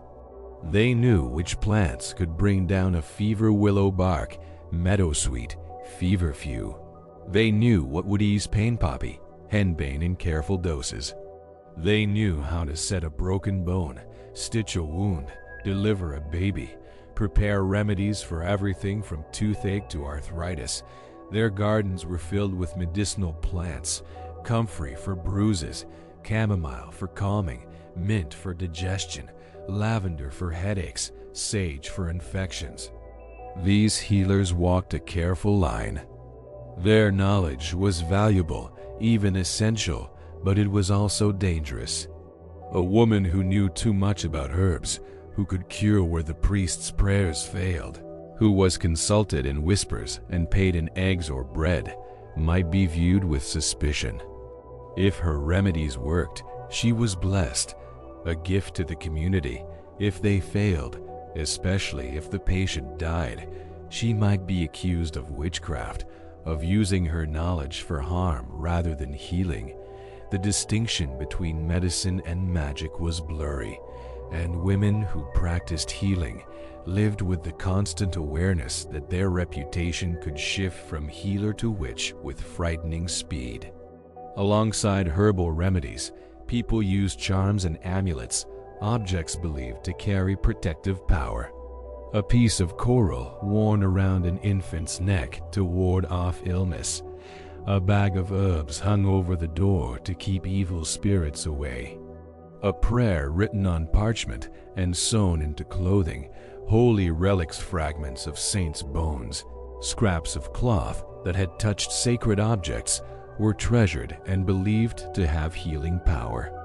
The sick might be taken on pilgrimage to shrines, carried on litters or carts, hoping that proximity to the saints' remains would bring cure. Sometimes it did, Through faith or coincidence or the body's own healing power, often it did not, and the pilgrims returned home no better or died along the way. Bloodletting was a common treatment based on the theory that removing excess blood would restore humoral balance. The barber surgeon, who also cut hair and pulled teeth, would make small incisions in the patient's arm or apply leeches that sucked blood until they were fat and fell away. The patient grew pale and weak, but this was seen as part of the treatment, evidence that the bad blood was being drawn out. For some conditions, high blood pressure, though they would not have called it, that bloodletting might actually have provided temporary relief. For most, it simply weakened an already struggling body. Wounds and injuries were particularly dangerous. A simple cut could become infected, the flesh around it swelling, turning red, radiating heat. Pus was actually seen as a positive sign, laudable pus that indicated the body was expelling bad humors, though we now know it meant infection. If the infection spread, if red streaks began moving up the limb, death was almost certain. Gangrene could set in, the tissue turning black and rotting, filling the air with a sickening smell. Amputation might be attempted, the limbs sawed off with crude tools and without anesthesia beyond strong alcohol or a leather strap to bite down on, but survival rates were low. Broken bones healed if they were set properly and if infection did not develop, but a badly set bone might leave someone crippled for life, unable to work, dependent on family or charity. Back injuries, common among farmers and laborers whose lives were spent in heavy physical work, could leave a man unable to bend or lift, effectively ending his ability to earn a living. There was no workers' compensation, no disability support. A worker who could not work became a burden, dependent on the goodness of others or reduced to begging. Dental problems were universal and agonizing. Without sugar, tooth decay was less common than it would become in later centuries, but it still occurred, along with abscesses and gum disease. A rotten tooth might be pulled by the barber surgeon or by anyone strong enough to grip it with iron pliers and yank hard enough to extract it. Roots and all, the pain was excruciating, the risk of infection high, but living with the toothache was often worse. Many people lost most of their teeth by middle age, making eating difficult, contributing to malnutrition, aging them prematurely. Beyond the everyday ailments and injuries, there loomed the great epidemic diseases, the plagues that swept across Europe in waves, leaving devastation in their wake. The most famous was the Black Death, the bubonic plague that arrived in 1347 and killed perhaps a third to half of Europe's population within a few years. But there were other epidemics too: sweating sickness, typhus, smallpox, dysentery, each with its own pattern of horror, each leaving communities shattered and traumatized. When plague came to a village, it came like a dark wind, invisible and unstoppable. People sickened suddenly, developing fever and chills, agonizing pain in their limbs. Swellings appeared in the groin, armpits, or neck, the buboes that gave the disease its name. Hard lumps that grew to the size of eggs or apples, filled with pus and blood. The skin might develop dark patches, bruise-like marks that earned the disease its other name, the Black Death.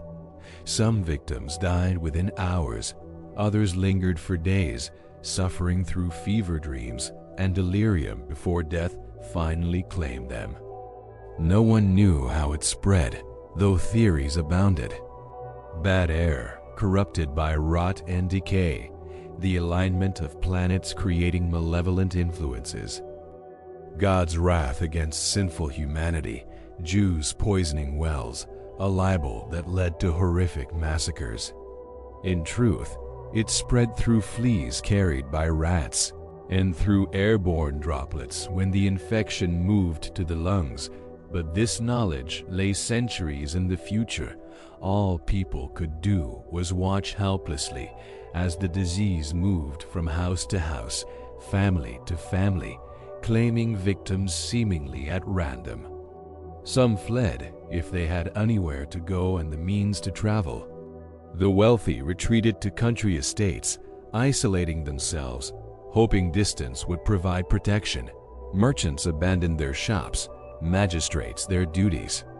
But most people had nowhere to go, no resources for flight. They stayed, cared for their sick as best they could, and waited to see if they would be next. Entire families died, houses standing empty with bodies inside, because there was no one left to bury them. Mass graves were dug, bodies piled in without ceremony. The normal rituals of death impossible when death came so fast and so frequently. The social fabric tore under the strain. Neighbors who had lived side by side for decades refused to help each other for fear of contagion. Families abandoned their sick, leaving them to die alone. Priests who were supposed to administer last rites fled or died themselves in such numbers that there were not enough to perform the necessary rituals. Children were orphaned, found wandering or sitting beside dead parents. The basic functions of society, governance, trade, agriculture, law broke down in the worst affected areas. And yet, life continued. It had to. The survivors, traumatized and grieving, picked up the pieces. They buried the dead, reclaimed the abandoned houses, redistributed the land. The plague created labor shortages that paradoxically improved conditions for surviving workers who could demand higher wages and better treatment because they were suddenly valuable, necessary, scarce. It was a bitter improvement, purchased with the lives of millions, but it was real nonetheless. Between the great epidemics, the constant background of death continued. Infections, accidents, malnutrition, the slow grinding down of bodies by hard labor and inadequate nutrition, these took their toll year after year. A woman might bear 8 or 10 children and see only 3 or 4 reach adulthood. A man might lose a wife in childbirth, remarry, and lose the second wife the same way. A family might lose all their children in a single epidemic, then slowly, painfully begin again. The emotional landscape of this world is difficult for us to imagine. How did people love, knowing that those they loved might be taken at any moment? How did parents bond with infants, knowing that many would not survive? Some historians have suggested that people protected themselves through emotional distance, that they did not allow themselves to become too attached until a child proved their survival by reaching a certain age. But this seems too simple, too dismissive of human nature. The evidence, the prayers, the grave markers, the recorded grief of parents who lost children suggests that people loved deeply and fully, and that they suffered deeply when death came. What they had, perhaps, that we have largely lost, was an acceptance of death as part of life, not its opposite. Death was not a failure of medicine or a tragedy to be prevented at all costs. It was the natural conclusion of life, sometimes arriving too soon, but always inevitable, always certain. This acceptance did not make loss painless, but it did provide a framework for understanding it, for incorporating it into the ongoing story of life. The dead were not gone in the way we think of absence today. They remained present in memory, in prayer, in the belief that souls continued beyond the body's death, that families would be reunited in the afterlife. This belief in the afterlife was central to how medieval people coped with the fragility of life. Death was not an ending, but a transition, a passage from this world to the next. The soul left the body and faced judgment before God, who weighed its sins and virtues and determined its fate: heaven for the saved, hell for the damned. or purgatory for those who needed purification before entering paradise. The living could help the dead through prayer, through masses said for their souls, through charity given in their name.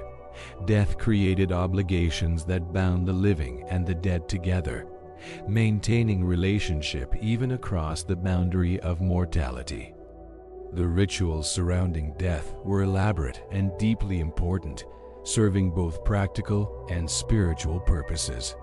When someone died, the body was prepared by family members, usually women, who washed it, dressed it in the best clothing available, and laid it out for viewing.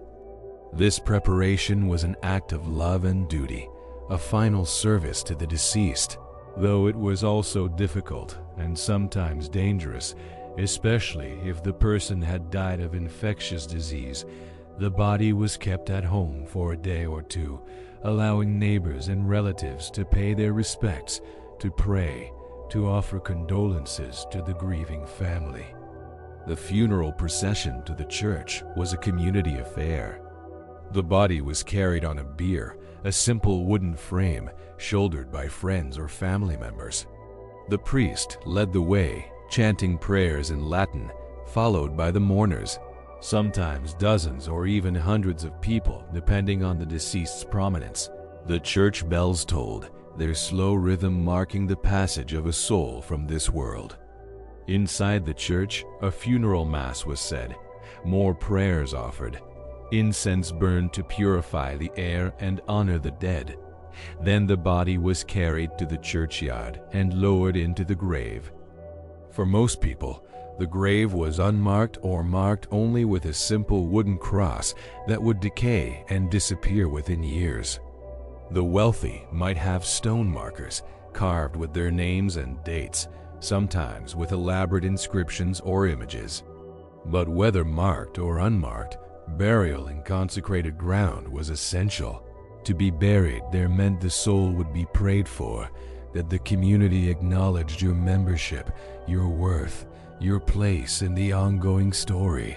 To be denied burial in the churchyard, a fate reserved for suicides, excommunicates, criminals, was to be cast out even in death, a horror that most people feared deeply.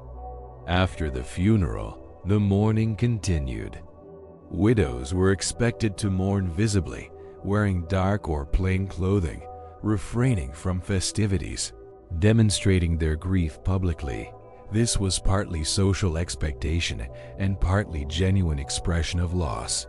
Children mourned too, though their grief was often complicated by the practical changes death brought. A father's death might mean a stepfather within months, a reorganization of the household, new responsibilities thrust upon young shoulders. A mother's death might mean being sent to live with relatives or being raised by an older sister barely out of childhood herself. The fragility of life shaped not just how people died, but how they lived. Knowing that time might be short, that illness or accident could strike at any moment, people focused on the essential, the immediate, the concrete. They worked hard because work meant survival. They valued community because isolation meant vulnerability. They clung to faith because faith offered the hope that suffering had meaning, that death was not the end, that there was justice and mercy beyond the hardships of this world.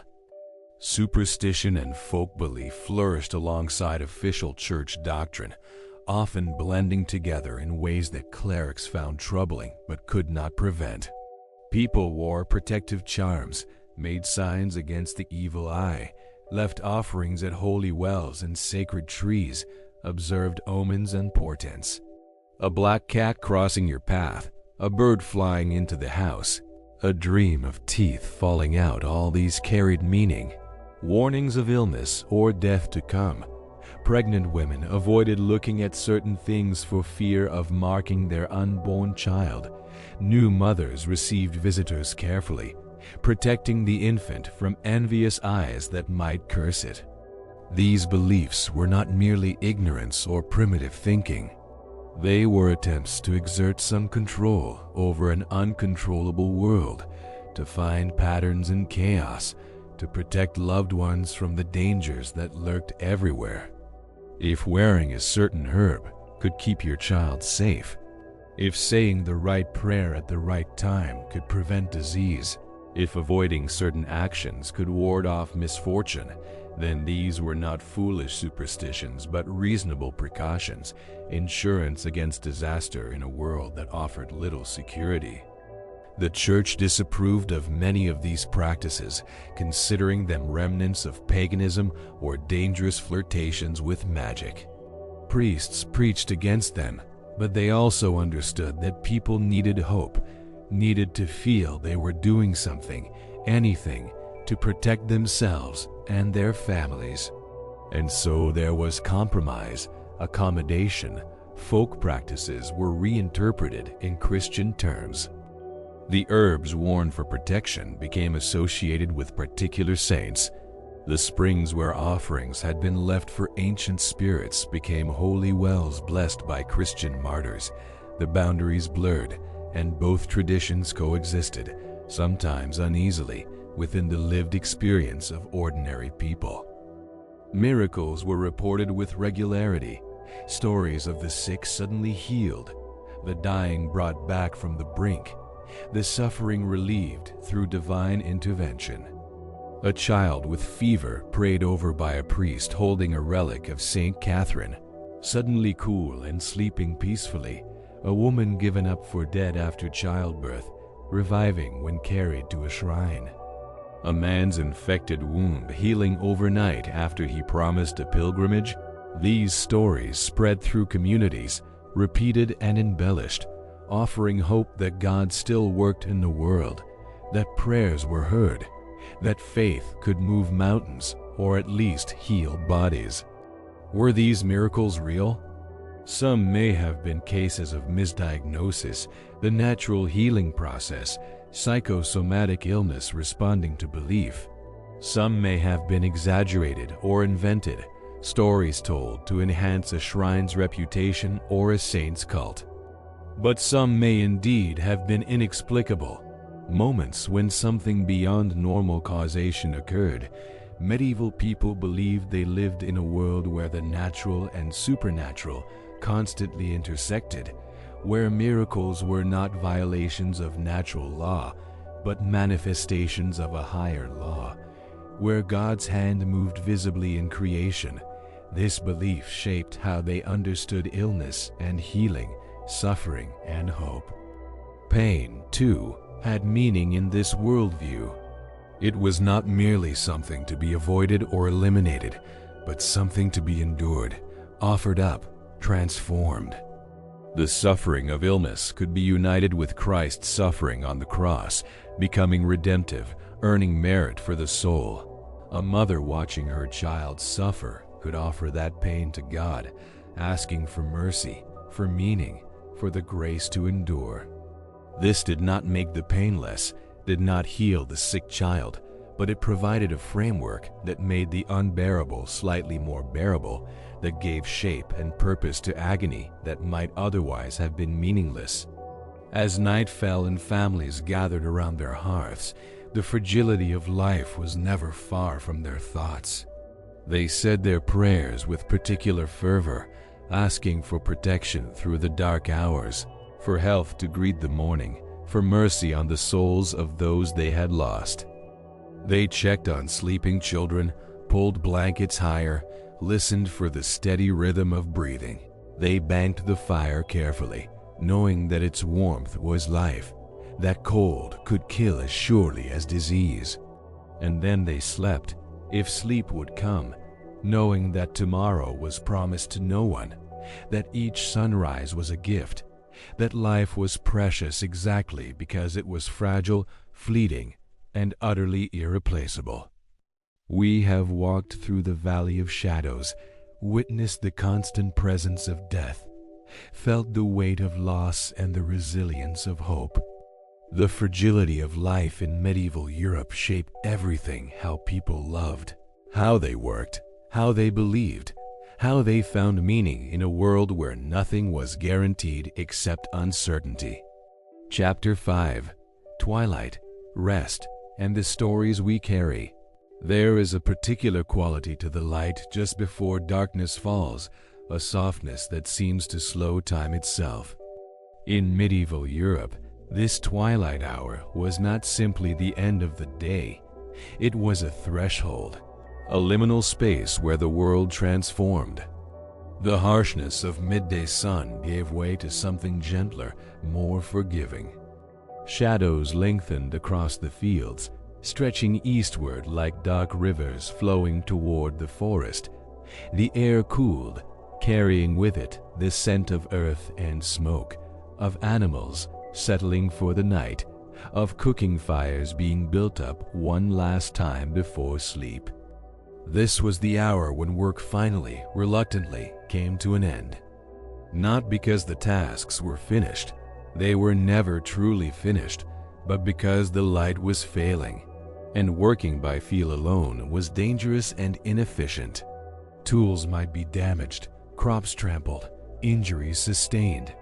And so, across the village, people began the slow turn toward home, toward rest, toward the small rituals that marked the transition from labor to stillness. In the fields, farmers straightened their aching backs and surveyed what they had accomplished. A strip of land plowed, a section of weeds pulled, a portion of harvest gathered. It was never enough, never as much as they had hoped, but it was what had been possible, and that would have to suffice. They shouldered their tools, hoes and rakes worn smooth by generations of hands, and began the walk back to the village. Their movements were slow, almost meditative, bodies exhausted but minds beginning to quiet after the day's focused labor. Children who had been working alongside their parents or playing in the margins of the fields sensed the shift in energy and came running. They orbited their fathers like small planets, chattering about the day's small discoveries, a frog caught and released, a bird's nest found, a game played with other children during a brief moment of freedom. The fathers listened with half their attention, the other half already moving ahead to the evening's needs, animals to be checked, tools to be stored, a meal to be eaten, rest to be found. Women who had been working in the kitchen gardens or tending to household tasks also felt the pull of twilight. The light was wrong now for detailed work, too dim for spinning or sewing without straining the eyes. Better to save those tasks for tomorrow, when the sun would return and illuminate the fine work. Instead, they turned their attention to the evening meal, to preparing the table such as it was, to gathering the family together for the last communal act of the day before sleep claimed them all. The village itself seemed to exhale as people returned to their cottages. Doors stood open, releasing the accumulated smoke and warmth of the day, allowing the cooler evening air to circulate. Voices called out greetings and farewells as neighbors passed each other on the narrow paths. A woman carrying water from the well paused to exchange a few words with another woman sweeping her threshold. Two men discussed the next day's shared labor, a roof that needed repair, a cartwheel that required mending. The conversations were brief, tired, but warm with the familiarity of people who had lived alongside each other their entire lives. As the sun touched the horizon, painting the western sky in shades of copper and rose and deep violet, the church bells rang for vespers, the evening prayer. The sound carried across the fields and through the village, a call that was both invitation and reminder. Some people stopped what they were doing and bowed their heads briefly, murmuring a prayer where they stood. Others made their way to the church if they could spare the time, joining the priest and a handful of the more devout for the brief service. Most simply acknowledged the bells internally, marking the hour, letting the sound wash over them as they continued their preparations for night. The light continued to fade, slowly at first, then with increasing speed as the sun slipped below the horizon. The bright colors of sunset deepened to darker hues: indigo, purple, the deep blue-black that preceded true darkness. Stars began to appear, first one, then a handful, then hundreds, scattered across the sky like seeds thrown by an invisible hand. The moon, if it was visible, rose pale and luminous, casting its own softer light across the landscape, transforming the familiar world into something slightly strange, slightly magical. Inside the cottages, candles were lit if the family could afford them, though most could not.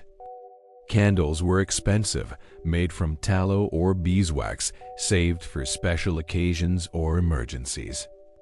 More commonly, people used rushlights, rushes gathered from marshes, dried and dipped in fat, then burned in simple holders. These gave off a weak, flickering light and had to be tended constantly, but they were better than complete darkness. The very poor had neither candles nor rushlights, only the fire in the hearth, its flames providing all the illumination they would have until dawn. By this firelight, the evening meal was served and eaten. It was a quieter affair than the midday meal, more subdued. Bodies were tired, minds beginning to slow. The food was simple bread, perhaps softened in the remnants of the day's pottage, a cup of ale, maybe a bit of cheese if any remained from the week's making. Hunger was satisfied not with abundance, but with sufficiency, with enough to ease the stomach's complaints and provide fuel for the body's overnight repair. The family ate together, seated around the fire or at the single wooden table if they had one. There was less conversation than at midday, more comfortable silence. Occasionally, someone would comment on the day's events, share a piece of news, make a plan for tomorrow.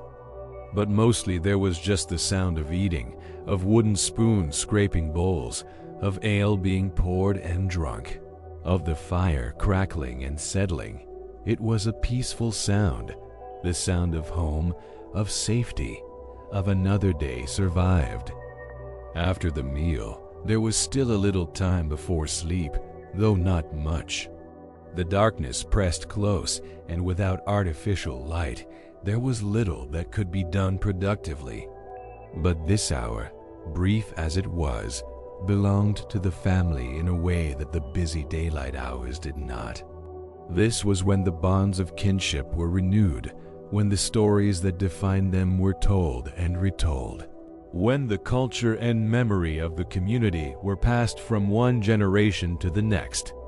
The father might carve a piece of wood, shaping a new spoon or a simple toy for a child, his hands moving by feel as much as by sight. The mother continued her spinning, the motion so deeply ingrained that she could do it in near darkness, her fingers finding the rhythm without thought. The spindle turned and dropped, the thread growing longer with each repetition. Older children might help with small tasks, carding wool, sorting dried beans, braiding rope from hemp fibers. Younger children simply sat, their eyes heavy, leaning against their parents, absorbing the warmth and security of proximity. And in this dim, firelit space, the stories began. Sometimes they were family stories, tales of grandparents and great-grandparents, of how the family came to live in this village, of hardships overcome and small triumphs celebrated. A grandfather who had once traveled all the way to the next county and returned with stories of the wider world. A grandmother who had survived the fever that took half the village when she was a girl. An uncle who could predict the weather with uncanny accuracy, reading signs in the clouds and the behavior of animals. Other times, the stories were older, deeper, drawn from the well of folk tradition that every community possessed. Tales of saints and their miracles, told not as the priest told them in church, but in earthier, more immediate language, made local and personal. Stories of clever peasants who outwitted oppressive lords, satisfying fantasies of justice and reversal. Tales of fairies and spirits that lived in the forests and streams, creatures that could be helpful or harmful depending on how they were treated, reminders to respect the natural world and its mysteries. There were cautionary tales too, stories designed to teach lessons or instill proper behavior. Children who disobeyed their parents and came to bad ends, young people who strayed from the path, literally and figuratively, and encountered dangers. Women who were too curious, men who were too proud. The ways that character flaws led to disaster. These stories carried the weight of moral instruction, but they were also entertaining, told with dramatic flair, with voices changing for different characters, with pauses for suspense and emphasis. Ghost stories were particularly popular as darkness deepened. Tales of spirits that walked the roads at night, of the dead who returned to finish unfinished business or to deliver warnings. A man who had died with a debt unpaid, appearing to his debtor until the obligation was settled. A woman who haunted the well where she had drowned, her pale face sometimes glimpsed in the water's reflection.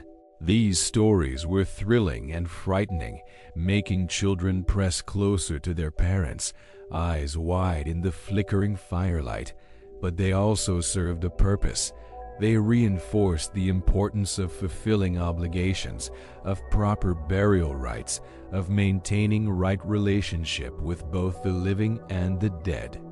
Music, when it came, was simple and unaccompanied, or accompanied only by the most basic instruments.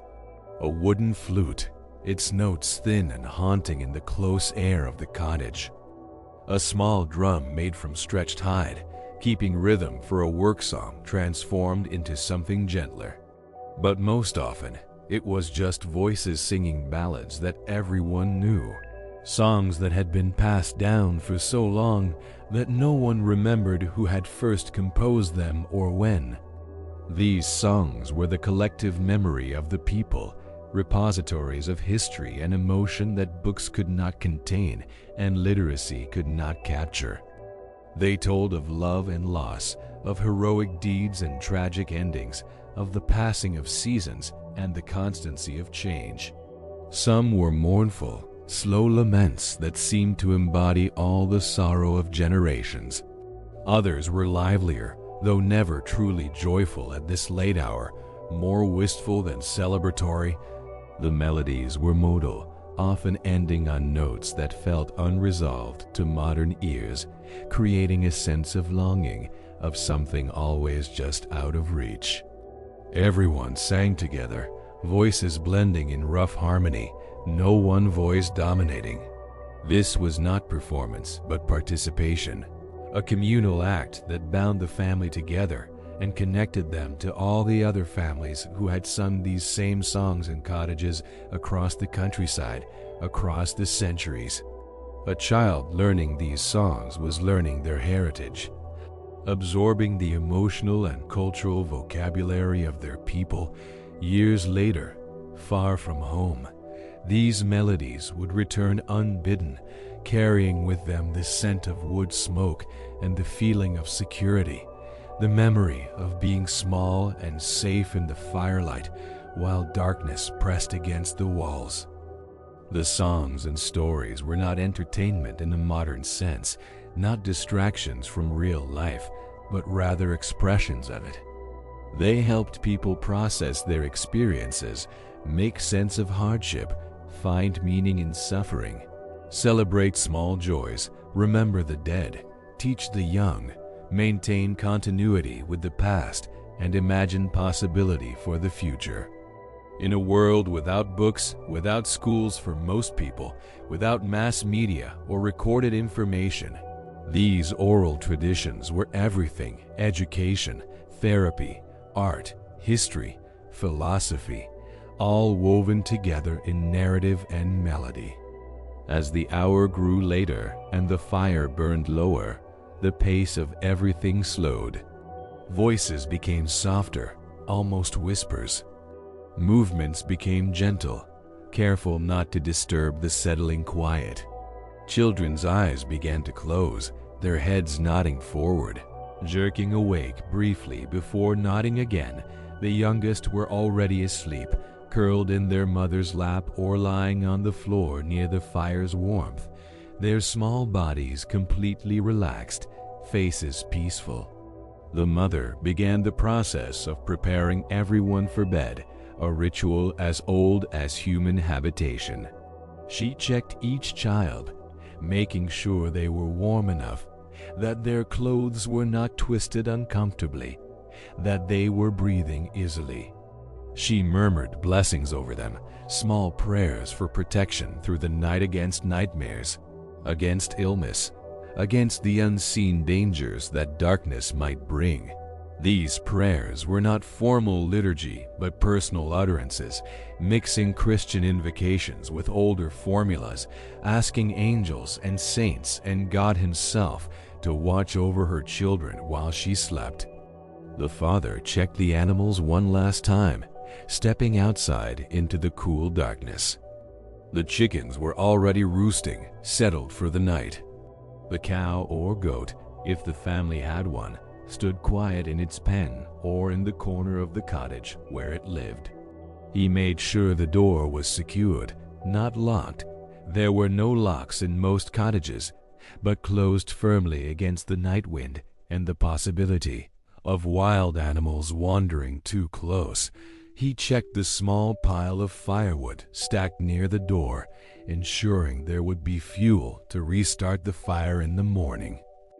Before returning inside, he paused for a moment, standing in the darkness, looking up at the stars.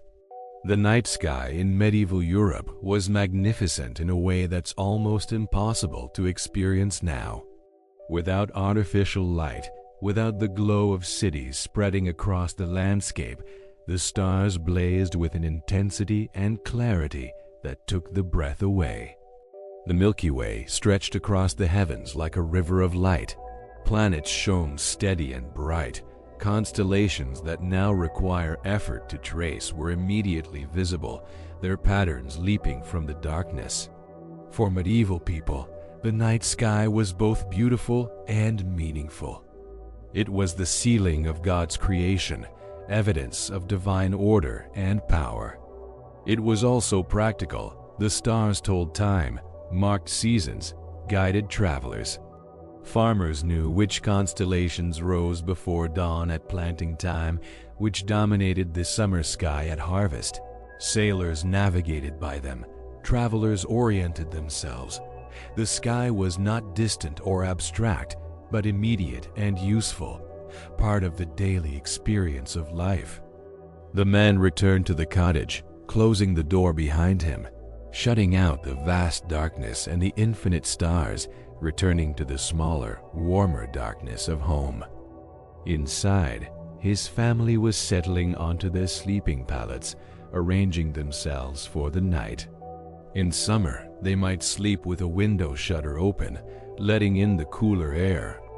In winter, everything was closed tight, every gap stuffed with rags or straw to keep out the cold, and the family slept close together, sharing warmth, sometimes with the livestock at one end of the room, adding their body heat to the collective effort of surviving the night. The sleeping arrangements were simple. Straw-filled pallets laid directly on the floor, or in better homes, on low wooden platforms that raised them slightly above the cold earth. Woolen blankets, worn and patched, provided covering. Clothes were not removed. The same tunic and hose worn during the day served as sleepwear, both because changing was impractical and because the extra layer provided warmth. Heads rested on small pillows, stuffed with straw or feathers if the family was prosperous, or simply on bundles of cloth if they were not. The fire was banked carefully for the night, the larger logs positioned to burn slowly, the ashes drawn up around them to slow the combustion even further. The goal was to keep the coals alive until morning, to avoid the difficult task of starting a fire from scratch. A good fire, properly tended, could be kept alive indefinitely, its coals never quite dying, always ready to be coaxed back to flame with fresh kindling and a gentle breath. In the final moments before sleep, the family said their night prayers together. These were not lengthy or elaborate exhaustion made brevity necessary, but they were deeply felt. The Lord's Prayer, murmured in unison, the familiar Latin words a comfort even to those who did not fully understand them. A prayer to the Virgin Mary, asking for her protection and intercession. A blessing over the household, over the crops in the field, over the animals, over each member of the family by name, and finally, prayers for the dead, for grandparents and siblings who had not survived childhood, for neighbors taken by illness, for all the souls awaiting entry into paradise. These prayers were the last conscious act of the day, the final anchoring of the family in faith and community before releasing into sleep. They reinforced identity as Christians, as members of a village, as part of an unbroken chain stretching back to Adam and forward to the Last Judgment.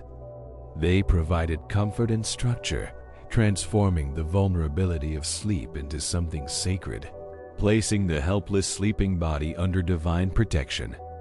And then silence, or not quite silence, but the particular soundscape of night in a medieval village.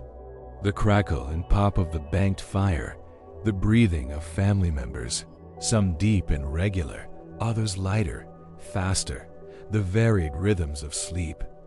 Outside, the sounds of the night wind moving through thatch, the distant call of an owl, a dog barking at something unseen, perhaps the movement of a fox or badger through the darkness, occasionally a baby's cry from a neighboring cottage, quickly hushed, the settling sounds of timber and thatch, the small creaks and groans of buildings responding to temperature change. Sleep came quickly to bodies exhausted by physical labor. There was no tossing and turning, no lying awake worrying about abstract concerns. The work of the day had been real and immediate, leaving no energy for anxiety about distant futures. Sleep was deep and necessary, the body's chance to repair itself, to prepare for the next day's demands. Dreams came and went, sometimes vivid, sometimes forgotten upon waking, occasionally remembered and shared in the morning, interpreted for meaning and omen. The quality of this rest was different from what most people experience today. It was darker, more complete. Without artificial light, the body's natural rhythms asserted themselves fully. Melatonin production followed the sunset without interference. Sleep was not interrupted by glowing screens or the ambient light of street lamps filtering through windows. It was pure, unbroken darkness, the kind that allows the deepest rest, that lets the mind fully disengage from the waking world. Medieval sleep also followed different patterns. Some historians suggest that people slept in two phases, a first sleep after nightfall, then a period of quiet wakefulness in the middle of the night, then a second sleep until dawn. During that wakeful period, people might tend the fire, check on children, pray, talk quietly with their spouse, or simply lie in the darkness, thinking their own thoughts. This segmented sleep pattern may have been natural, the way human bodies sleep when not constrained by artificial schedules and expectations. Whether sleep was continuous or segmented, it served its essential purpose: restoration. The body healed its small injuries, rebuilt depleted resources, prepared for another day of labor. The mind processed the day's experiences, sorting them into memory or letting them fade. And the spirit, that intangible essence that medieval people believed resided in the body but was not of it, rested too, preparing for another day of earthly existence while remaining always oriented toward the eternal. Outside, the village slept. Cottages stood dark and quiet, their inhabitants surrendered to rest. The fields lay empty under the stars, waiting for the next day's labor. The church tower rose against the night sky, its bells silent now, but ready to ring again when dawn arrived. Animals dozed in their pens and pastures. Even the forest seemed quieter, its nocturnal creatures moving through their own rhythms, hunting and hiding, living their parallel lives alongside, but separate from the human world. The night was not empty, though. It was filled with presence, the presence of the past, of all those who had lived and worked and died in this same place, whose bones enriched the soil of the churchyard, whose stories were still told by the fire. The presence of faith, of the invisible reality that medieval people believed permeated everything. The angels and saints watching over, the souls in purgatory awaiting prayer, God Himself seeing all, knowing all, judging all, the presence of community, even in sleep, the knowledge that you were surrounded by neighbors who knew you, who depended on you, who would help in crisis because they knew you would help them. This sense of presence, of being embedded in layers of connection and meaning, shaped how medieval people experienced rest. They did not sleep as isolated individuals, but as members of families, of communities, of parishes, of Christendom itself. Their rest was held and contained by these larger structures, giving even sleep a kind of communal dimension. And so the night passed, hour by hour, the stars wheeling slowly overhead, the moon tracking its arc across the sky. Inside the cottages, bodies rested and breathed, children dreamed. Parents slept the sleep of the exhausted, and the fire burned low but did not die. The darkness that had seemed so complete began, imperceptibly at first, to thin. The stars faded, the sky lightened by degrees from black to gray, and somewhere, in one cottage or another, someone woke before dawn, felt the familiar pull of responsibility, and rose to begin again. The space between sleeping and waking was soft and gradual, a slow surfacing from the depths of rest. There was no jarring alarm, no sudden demand to be immediately alert and functional. Instead, consciousness returned gently, brought by the subtle changes in light and sound that marked the approaching dawn. The quality of darkness shifted, became less absolute, through closed eyelids. Even before opening them, a person could sense that night was ending, that the world was preparing to wake. The first to rise was almost always the mother, her internal clock honed by years of early mornings, her body responding to rhythms deeper than thought. She stirred, careful not to wake the children still sleeping beside her, and sat up slowly, giving herself a moment to transition from sleep to waking. The cottage was cold, the fire reduced to barely glowing coals, and she pulled her shawl tighter around her shoulders before standing. Her movements were quiet, practiced, the choreography of someone who had performed this same sequence countless times. She knelt before the hearth and began the work of reviving the fire, the first and most important task of every morning. With a stick, she carefully pushed aside the ashes that had been heaped over the coals, exposing the faint red glow beneath. She added the finest kindling dry grass, small twigs, anything that would catch quickly, and leaned close, blowing gently, steadily, encouraging the embers back to flame. The kindling smoked, then caught, small flames licking upward. Hungry and alive, she added slightly larger pieces, building the fire methodically, and within minutes, The cottage began to fill with warmth and the flickering light that meant day had officially begun. This simple act, the rekindling of the fire, was laden with meaning. It was continuity, the preservation of something precious through the vulnerable hours of night. It was provision, creating warmth and the means to cook. It was hope, the literal and figurative bringing of light into darkness every morning. This act was performed in countless cottages across Europe, a ritual so fundamental it was barely noticed, yet absolutely essential.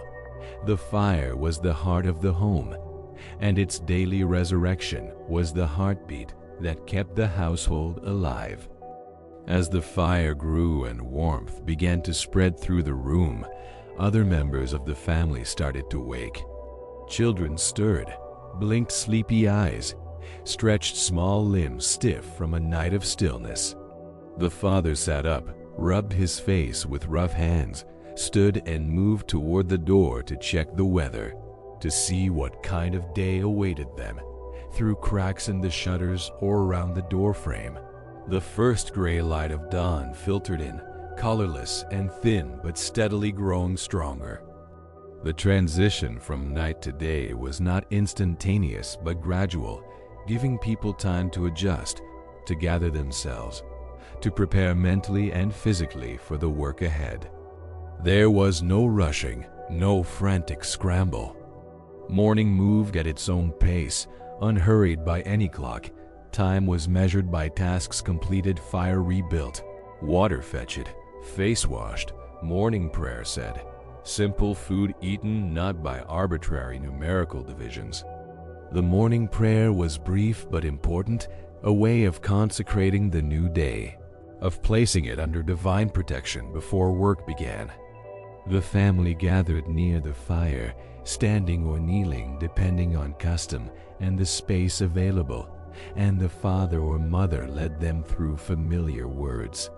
Thanks for the night's rest and safety, petition for the day's needs, health, sufficient food, protection from accident and harm. Invocation of particular saints associated with their work: Saint Isidore for farmers, Saint Joseph for carpenters, Saint Anne for mothers. These prayers were not elaborate theological exercises, but practical conversations with the divine, asking for help with the very real challenges of daily life.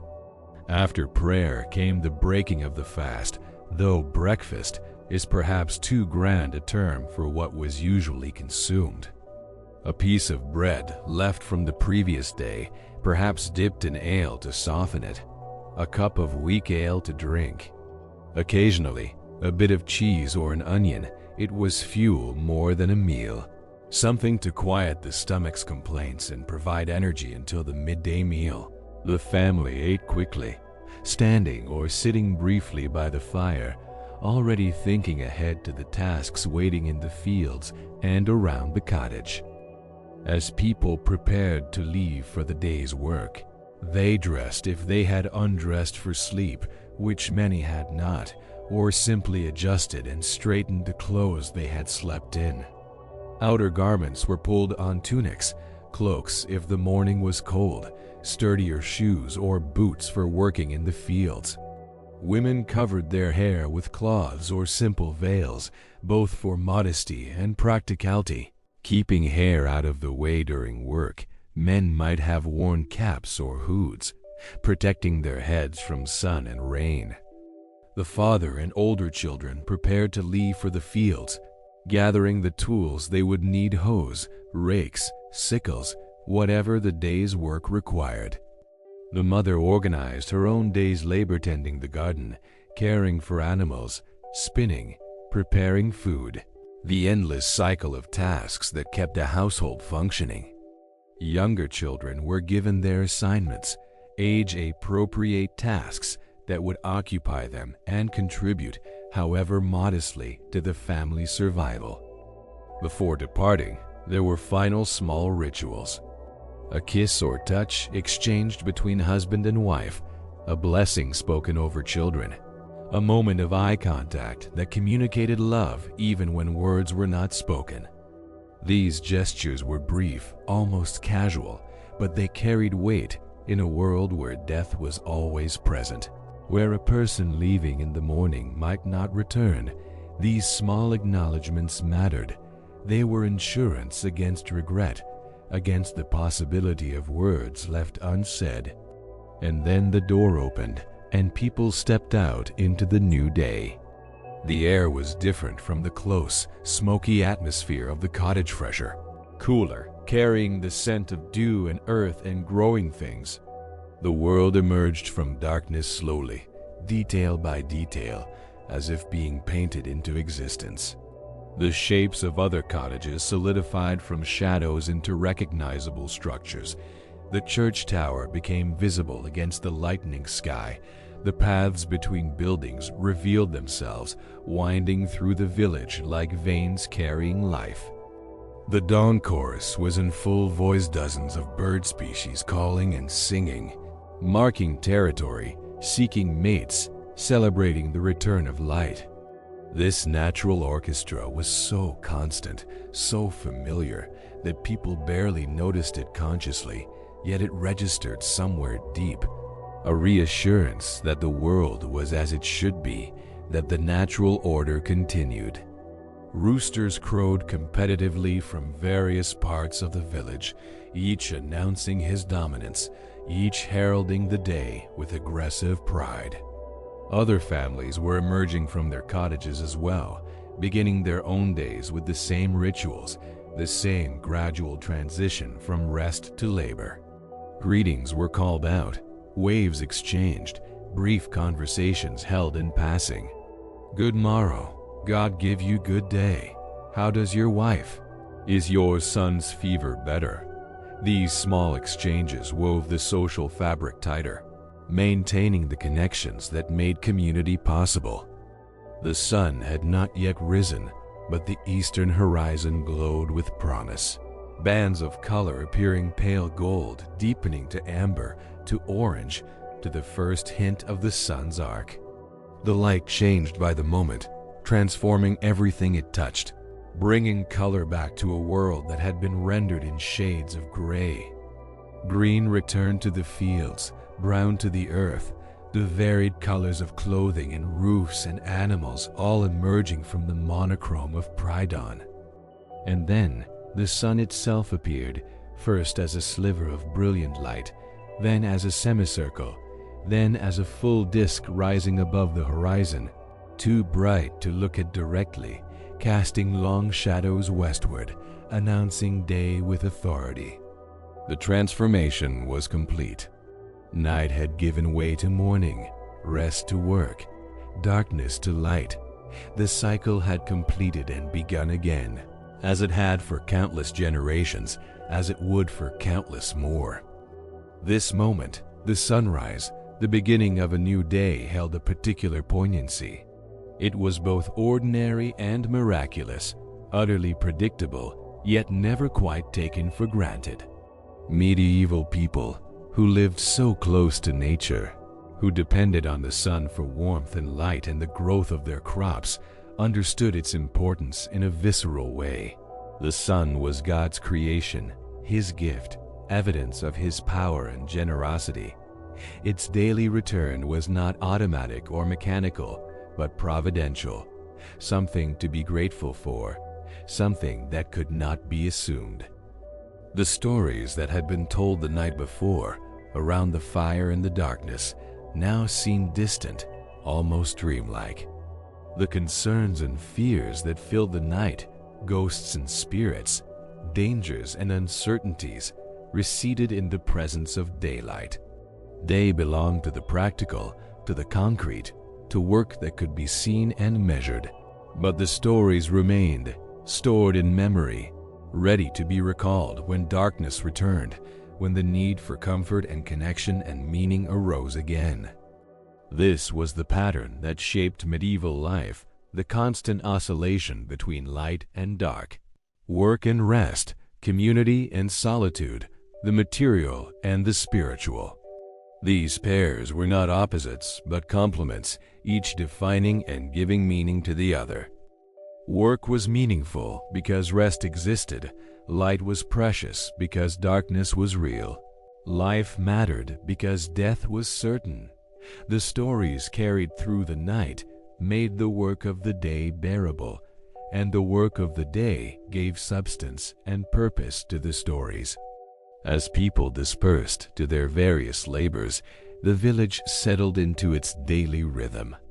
The sounds of work began, the ring of the blacksmith's hammer, the creak of cartwheels, the calls of people to their animals, the splash of water being drawn from the well.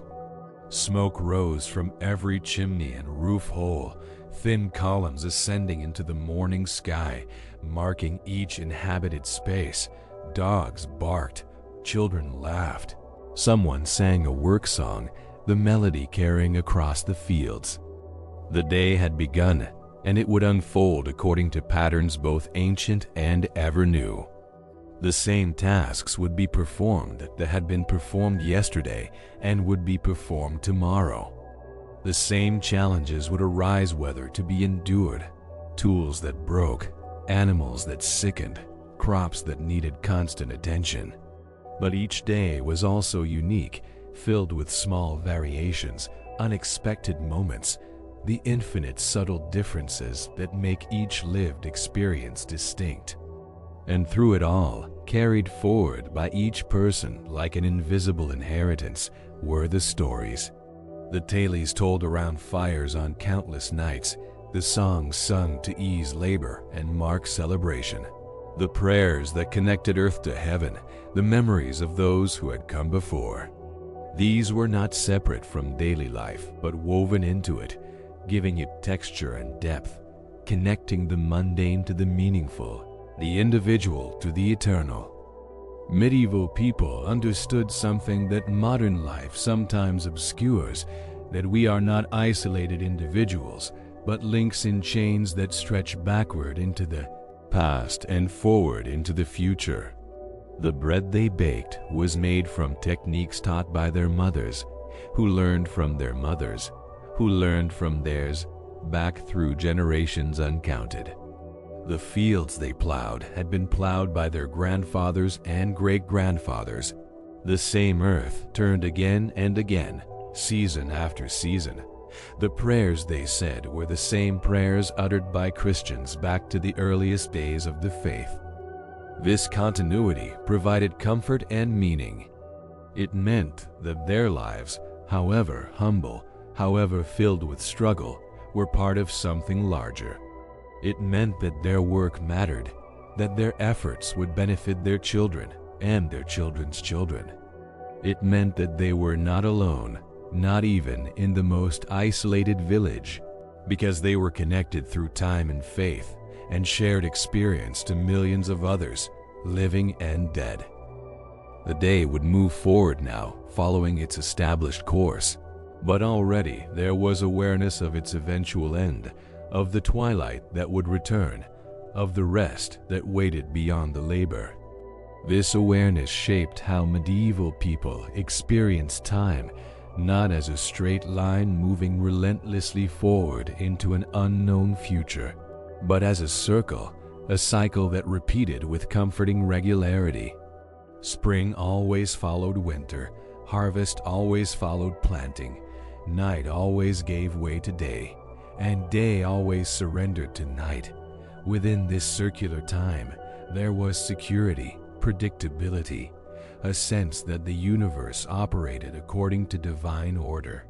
The stories carried through generations were themselves a form of immortality, a way of transcending the brevity of individual life. The grandmother who had died 10 years ago lived on in the tales told about her, in the recipes she had taught, in the songs she had sung. The grandfather whose grave had long since settled into the earth was present still when his wisdom was quoted, when his name was invoked, when his way of reading weather signs was remembered and applied. Death ended a life, but it did not end presence, not in a world where memory was the primary technology of preservation. Children growing up in this environment absorbed these lessons without conscious instruction. They learned that they were part of something ongoing, that their role was to receive what had been handed down, preserve it, add their own small contributions, and pass it forward. They learned that individual desires and ambitions were less important than collective survival, that the family and the village took precedence over personal preference. They learned that hard work was not optional, that rest was earned through labor, that suffering was inevitable but could be endured with faith and community. These lessons were not always gentle. Medieval childhood was not protected or romanticized. Children saw death, witnessed suffering, experienced hunger and cold and fear. They were expected to contribute economically from an early age, to set aside childish things and take on adult responsibilities, perhaps earlier than we would now consider appropriate. But they also experienced belonging, security of identity, clarity of purpose. They knew who they were, where they fit, what was expected of them in a world of so much uncertainty. This knowing was itself a kind of gift. As the sun climbed higher and the day's heat began to build, as people bent to their work in fields and cottages and workshops, the memory of the previous night's rest and stories provided a kind of sustenance. The body labored, but the spirit was nourished by the connections made in the darkness, by the warmth of the fire and the voices of loved ones, by the sense of continuity and meaning that the stories provided. This was how people survived, not just physically, through bread and ale and shelter, but emotionally and spiritually, through connection and narrative and faith. The medieval world was harsh, there is no denying it. Life was short, often painful, filled with losses that would seem unbearable to us now. But it was also rich in ways we have perhaps lost, rich in community, in shared ritual, in connection to the land and the seasons, in awareness of the sacred embedded in the everyday. The bread baked was not just food but communion. Literally and figuratively, the fire tended was not just warmth but the heart of home. The stories told were not just entertainment but the very fabric of identity and belonging.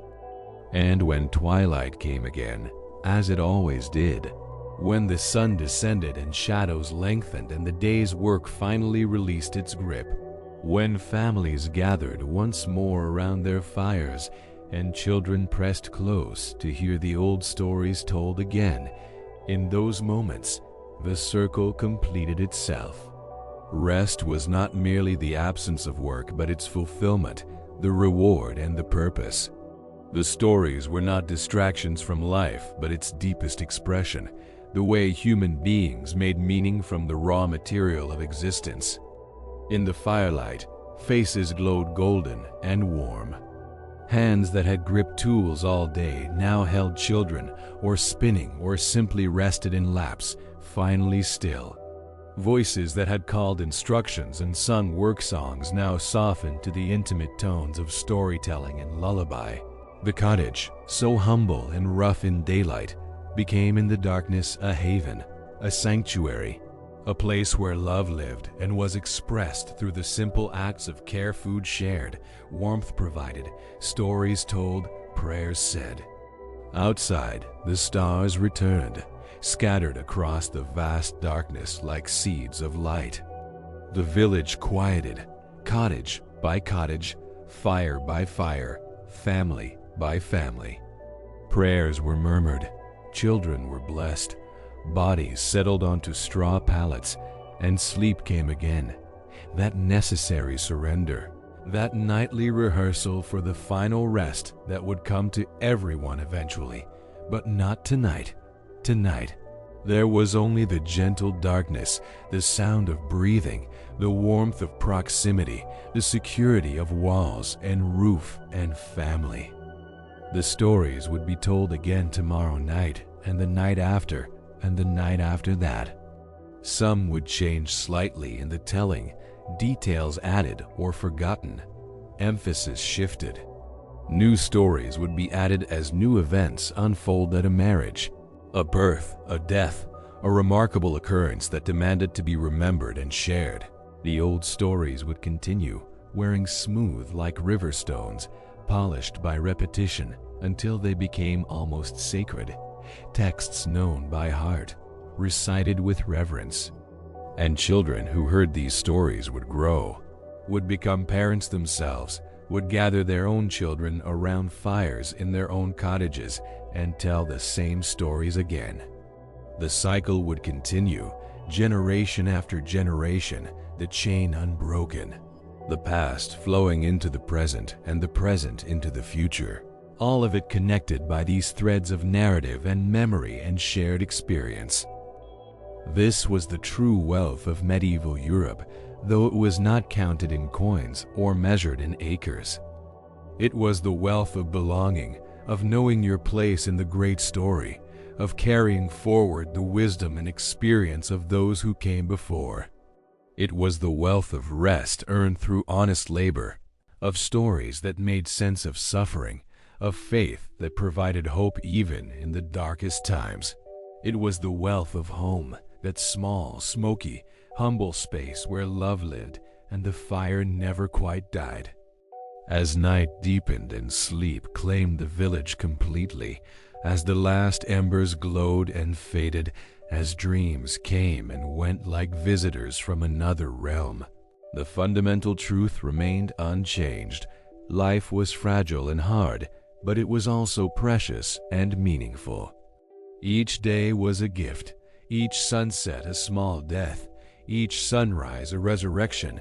The stories carried this truth forward, preserving it, honoring it, ensuring that those who came after would know how their ancestors had lived, what they had valued, how they had endured. And so the wheel turned, season into season, generation into generation, the endless cycle of days measured not in hours but in heartbeats, not in minutes but in memories. The people of medieval Europe lived lives we can barely imagine now, lives without the comforts we consider essential, without the protections we take for granted, without the certainties that shield us from the rawness of existence. Yet they lived fully, loved deeply, and found meaning in the simplest acts, the breaking of bread, the tending of fire, the telling of stories as darkness fell.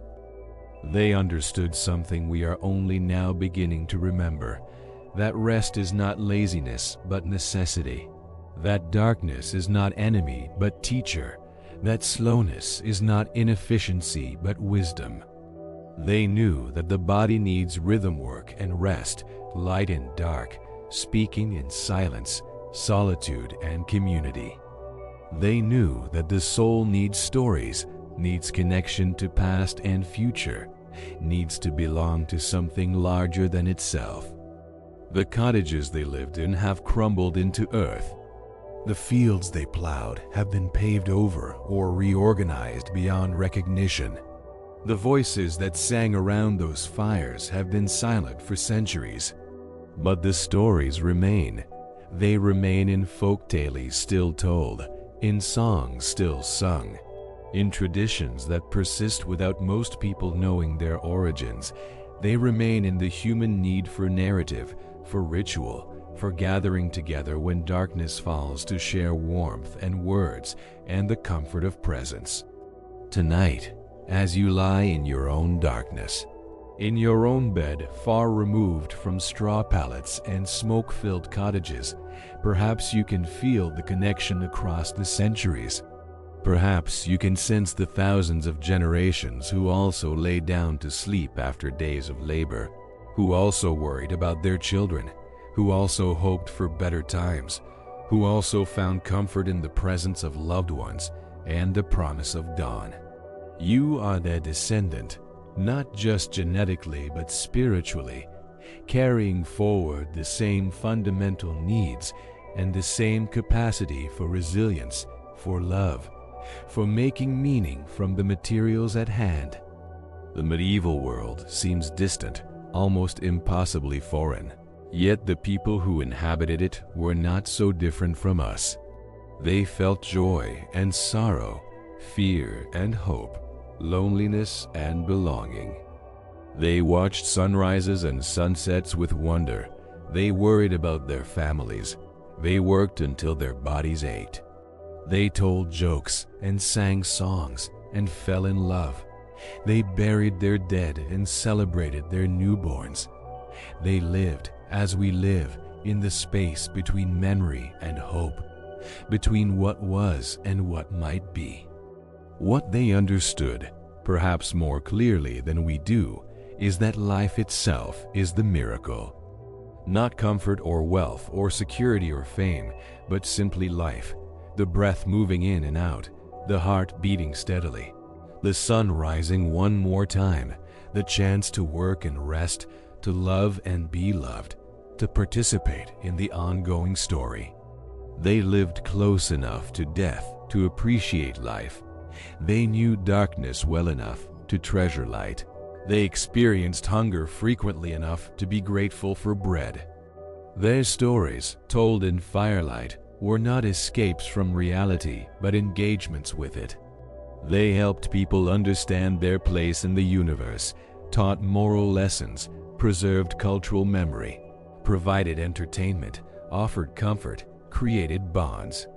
The act of storytelling was itself an act of love, a gift given from teller to listener, from generation to generation, from past to future, and now, across the gulf of centuries, those stories reach even to us, carrying wisdom worn smooth by time, truths that remain true regardless of technology or progress or change. As the night deepens around you now, as your own day releases its hold and your body settles into rest, know that you are participating in a ritual as old as humanity itself, the nightly surrender to sleep, the trust that morning will come, the hope that tomorrow will bring what is needed. You are lying down as millions have lain down before you, as millions will lie down after you. Each person a single thread in a tapestry so vast that no one can see its full design. The fire in the medieval cottage has long since turned to ash. The voices around it have faded into silence. The children who listened wide-eyed to tales of saints and fairies have themselves become stories, told and retold until the details blurred and only the essence remained. But something persists. Something continues. The human capacity for resilience, for community, for finding light in darkness, for making home wherever we are, for carrying forward what matters and letting go of what doesn't. Sleep now as they slept. Rest as they rested, knowing that rest is holy, that darkness is not permanent, that the cycle continues. Let the stories you have heard tonight become part of your own inner landscape, connecting you backward to those who came before and forward to those who will come after. Let yourself be held by the great continuity, the endless succession of days and nights, work and rest, waking and sleeping, living and dying, and living again through memory and story and love. The wheel turns. The fire dims but does not die. The stories continue, whispered in darkness, carried forward by voices that will not be silenced, preserved in hearts that remember, honored by those who listen, and in the morning, when light returns as it always does, when the world emerges from shadow into color and form, when life begins again with all its demands and possibilities, you will rise as they rose to meet another day, carrying with you the gifts of rest and story, strengthened by the knowledge that you are not alone, that you never were, that the human story is one story, told in countless voices across countless nights, each voice adding its note to the eternal song. Rest now, sleep well. Let history cradle you gently into dreams, and know that somewhere, In some cottage you will never see, in some time you cannot visit, a mother is banking the fire, a father is checking the door, children are settling onto their pallets, and the night is wrapping around them like a blessing. They are your family. Across the years, their stories are your inheritance. Their resilience is your birthright. Their rest is your permission. Good night. Sleep peacefully.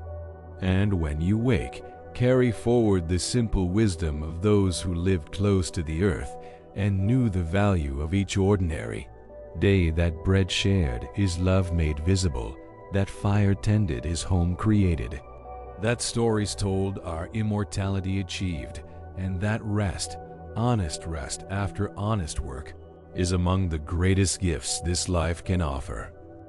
The medieval world has ended, but the human heart continues, beating steadily through the centuries, carrying forward the capacity for hope, for endurance, for love that survives even death. And that, perhaps, is the greatest story of all. Sleep well, the dawn will come.